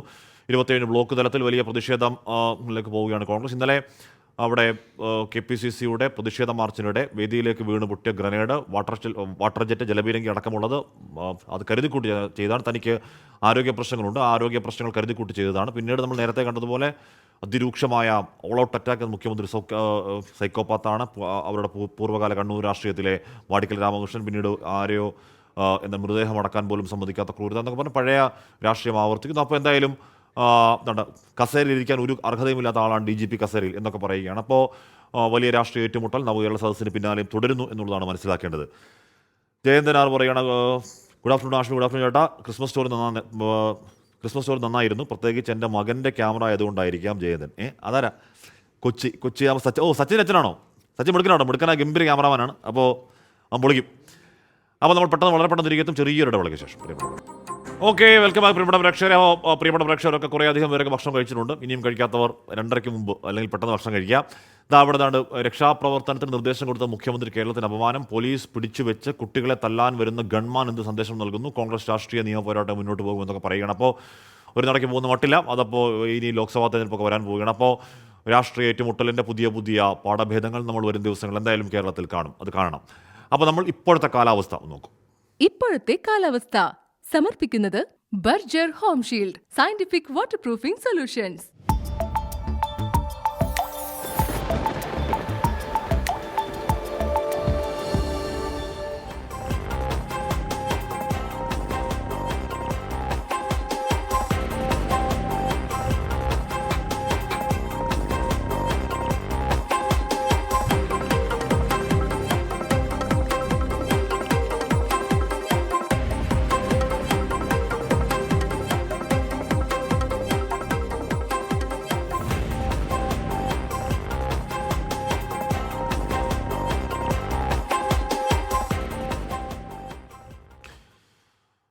Adoor life line multi speciality ആശുപത്രിയിൽ ഹാർട്ട് ഇൻസ്റ്റിറ്റ്യൂട്ട് പ്രവർത്തനം തുടങ്ങി. ചലച്ചിത്ര നടി മഞ്ജു വാര്യർ ഉദ്ഘാടനം ചെയ്തു. ഹൃദയ സംബന്ധമായ അസുഖങ്ങൾക്ക് അത്യാധുനിക ചികിത്സ ഇവിടെ ലഭ്യമാക്കും. ഇന്റർവെൻഷണൽ കാർഡിയോളജിക്ക് പ്രവർത്തനക്ഷമമായ 2 കാത്ത് ലാബുകളുള്ള ആരോഗ്യ കേന്ദ്രമാണ് Adoor life line heart institute. 24 മണിക്കൂറും പ്രവർത്തിക്കുന്ന എമർജൻസി പ്രൈമറി ആൻജിയോപ്ലാസ്റ്റി സൗകര്യം ആശുപത്രിയിലുണ്ട്. കേരളത്തിലെ ഏറ്റവും ആധുനികമായ ലേസർ ആൻജിയോപ്ലാസ്റ്റി സംവിധാനം ഇവിടെയുണ്ട്. Life line managing director doctor S Pappachan, cardiology വിഭാഗം തലവൻ doctor Sajan Ahmed, cardiac surgery വിഭാഗം തലവൻ doctor Rajagopal, doctor Cyriac Pappachan, doctor Mathews John, Daisy Pappachan, doctor Philip Mammen, doctor B Prasannakumari, George Chakkassery, V Vijayakumar എന്നിവർ പങ്കെടുത്തു. വലിയ സന്തോഷമുണ്ട്. ഈ ലൈഫ് ലൈൻ ഹോസ്പിറ്റലിൻ്റെ പുതിയ ഒരു വിങ്ങിൻ്റെ ഉദ്ഘാടനത്തിനോടനുബന്ധിച്ച് ചെയ്തൊരു ചെറിയ പരസ്യ ചിത്രം ഉണ്ടായിരുന്നു. അപ്പോൾ അതിൻ്റെ ഒരു ക്യാപ്ഷൻ എനിക്ക് വളരെ ആകർഷകമായിട്ട് തോന്നി. നാടിന് നല്ല ഹൃദയം എന്ന വാക്ക്, ആ ഒരു ലൈഫ് ലൈൻ എന്ന് പറയുന്ന വാക്കിൽ തന്നെ എല്ലാമുണ്ട്. കാരണം ഒരു ഹൃദയരേഖയാണ് ലൈഫ് ലൈൻ എന്ന് പറഞ്ഞാൽ തന്നെ ഹൃദയരേഖയാണ്. നമ്മുടെ ശരീരത്തിൻ്റെ പ്രവർത്തനങ്ങളെല്ലാം വളരെ ലളിതമായിട്ട് വളരെ സുഗമമായിട്ട് മുന്നോട്ട് കൊണ്ടുപോകാൻ സഹായിക്കുന്ന, ഇവിടെ പറഞ്ഞതുപോലെ തന്നെ ഏറ്റവും പ്രധാനപ്പെട്ട ഓർഗൻസിലൊന്നാണ് ഹൃദയം. വെൽക്കം ബാക്ക് പ്രിയപ്പെട്ട പ്രേക്ഷകർ. അപ്പോൾ നമ്മുടെ വാർത്തായാത്രയുടെ അവസാന ഭാഗത്തിലേക്ക് നീങ്ങുകയാണ്. ദസാല് പറയുന്നു ഹാഷ്മിയുടെ നിലവാരം കളഞ്ഞ ചർച്ചയായിരുന്നു ഇന്നലെ. തൊട്ടുമുകളിൽ സുകുമാരൻ കെ പറയുന്നു ഹാഷ്മി ഇന്നലത്തെ ഇൻട്രോ പൊളിച്ചു, ആർക്കും നട്ടൽ പണയപ്പെടുത്താത്ത ഒരേ ഒരു മാധ്യമപ്രവർത്തനം എല്ലാവർക്കും മാതൃകയായിരിക്കട്ടെ എന്ന് പറയുന്നു. അപ്പോൾ അഭിനന്ദനത്തിൻ്റെ പൂച്ചെണ്ടുകൾ, വിമർശനത്തിൻ്റെ കല്ലേറുകൾ, മുൾക്കിരീടങ്ങളൊക്കെ ഒരേ മനസ്സോടുകൂടി ഏറ്റുവാങ്ങുകയാണ് പ്രിയപ്പെട്ട പ്രേക്ഷകരെ. അങ്ങനെയല്ലേ വേണ്ടത്? ഇപ്പോൾ വരുന്ന കേസുദാനം പറയുകയാണ്. പ്രതിഷേധം റിപ്പോർട്ട് ചെയ്ത മാധ്യമപ്രവർത്തകർക്കെതിരെ ഉള്ള കേസിൽ ദില്ലിയിൽ മോദി കേസെടുക്കുന്നു, കേരളത്തിൽ പിണറായി കേസെടുക്കുന്നു, മോദിയുടെ കേരള പതിപ്പാണ് പിണറായി എന്നൊക്കെയുള്ള താരതമ്യം ഉണ്ടാക്കേണ്ട വല്ല കാമ്പും കഥയും ഈ പറഞ്ഞ കേസിലുണ്ടോ എന്ന് വിനീതയ്ക്കെതിരെ, അല്ലെങ്കിൽ നേരത്തെ ഒരു മാധ്യമപ്രവർത്തകർക്കെതിരെ കേസെടുത്തതാണ്, കോടതി കൊണ്ട് കൊട്ടയിലിട്ടതാണ്, പിന്നെയും ഇത് ആവർത്തിക്കുന്നതും ഈ താരതമ്യം ഉണ്ടാക്കുന്നതും അത് രാഷ്ട്രീയ ചർച്ചയാക്കുന്നതിനും വല്ല കഥയുണ്ടോ എന്ന് കേസെടുക്കുന്ന ഏമാന്മാരും അതിന് ന്യായീകരണം ചമയ്ക്കുന്ന രാഷ്ട്രീയ ഭരണ നേതൃത്വവും ഒക്കെ ആലോചിക്കട്ടെ. അത്രയല്ലേ പറയാനുള്ളൂ. സ്വഭാവദൂഷ്യത്തിന്റെ പേരിൽ തിരുവല്ലയിലെ പാർട്ടി പ്രാദേശിക നേതാവിനെ പുറത്താക്കാൻ CPIM തീരുമാനം. കോട്ടാലി ബ്രാഞ്ച് സെക്രട്ടറി CC സജിമോനെതിരെയാണ് പത്തനംതിട്ട ജില്ലാ കമ്മിറ്റിയുടെ നടപടി. വീട്ടമ്മയെ പീഡിപ്പിച്ച് ഗർഭിണിയാക്കുകയും DNA പരിശോധന അട്ടിമറിക്കാൻ ശ്രമിച്ചതുമായ കേസുകളിൽ CC സജിമോൻ പ്രതിയായിരുന്നു. 2018 കേസിന് പിന്നാലെ അന്വേഷണ വിധേയമായി പാർട്ടിയിൽ നിന്നും സസ്പെൻഡ് ചെയ്തിരുന്നു. എന്നാൽ പിന്നീട് പാർട്ടിയിൽ തിരിച്ചെടുത്ത് കൂടുതൽ ചുമതലകൾ നൽകുകയായിരുന്നു. ഇതിനിടെ പാർട്ടി അംഗത്വമുള്ള വീട്ടമ്മയുടെ നഗ്നചിത്രമെടുത്ത് പ്രചരിപ്പിച്ചു എന്ന പരാതിയും ഉയർന്നു. ഗുരുതരമായ നിരവധി പരാതികൾ കിട്ടിയതിനെ തുടർന്നാണ് ഇപ്പോഴത്തെ നടപടി. കേന്ദ്ര കമ്മിറ്റി അംഗം TM തോമസ് ഐസക് ജില്ലാ കമ്മിറ്റി യോഗത്തിൽ പങ്കെടുത്തിരുന്നു. CITU ഓട്ടോത്തൊഴിലാളി യൂണിയൻ തിരുവല്ല ഏരിയ വൈസ് പ്രസിഡന്റാണ് സജിമോൻ. എന്നാൽ ഇതിനെല്ലാം പാർട്ടി മുൻപ് നടപടിയെടുത്തിരുന്നുവെന്നും ഒരു പരാതിയിൽ 2 നടപടി എന്നത് വിചിത്രമാണെന്നുമാണ് ഒരു വിഭാഗത്തിന്റെ വാദം. 24 പത്തനംതിട്ട. നമ്മൾ നേരെ മല കയറുകയാണ്. ശരണം സന്നിധാനം.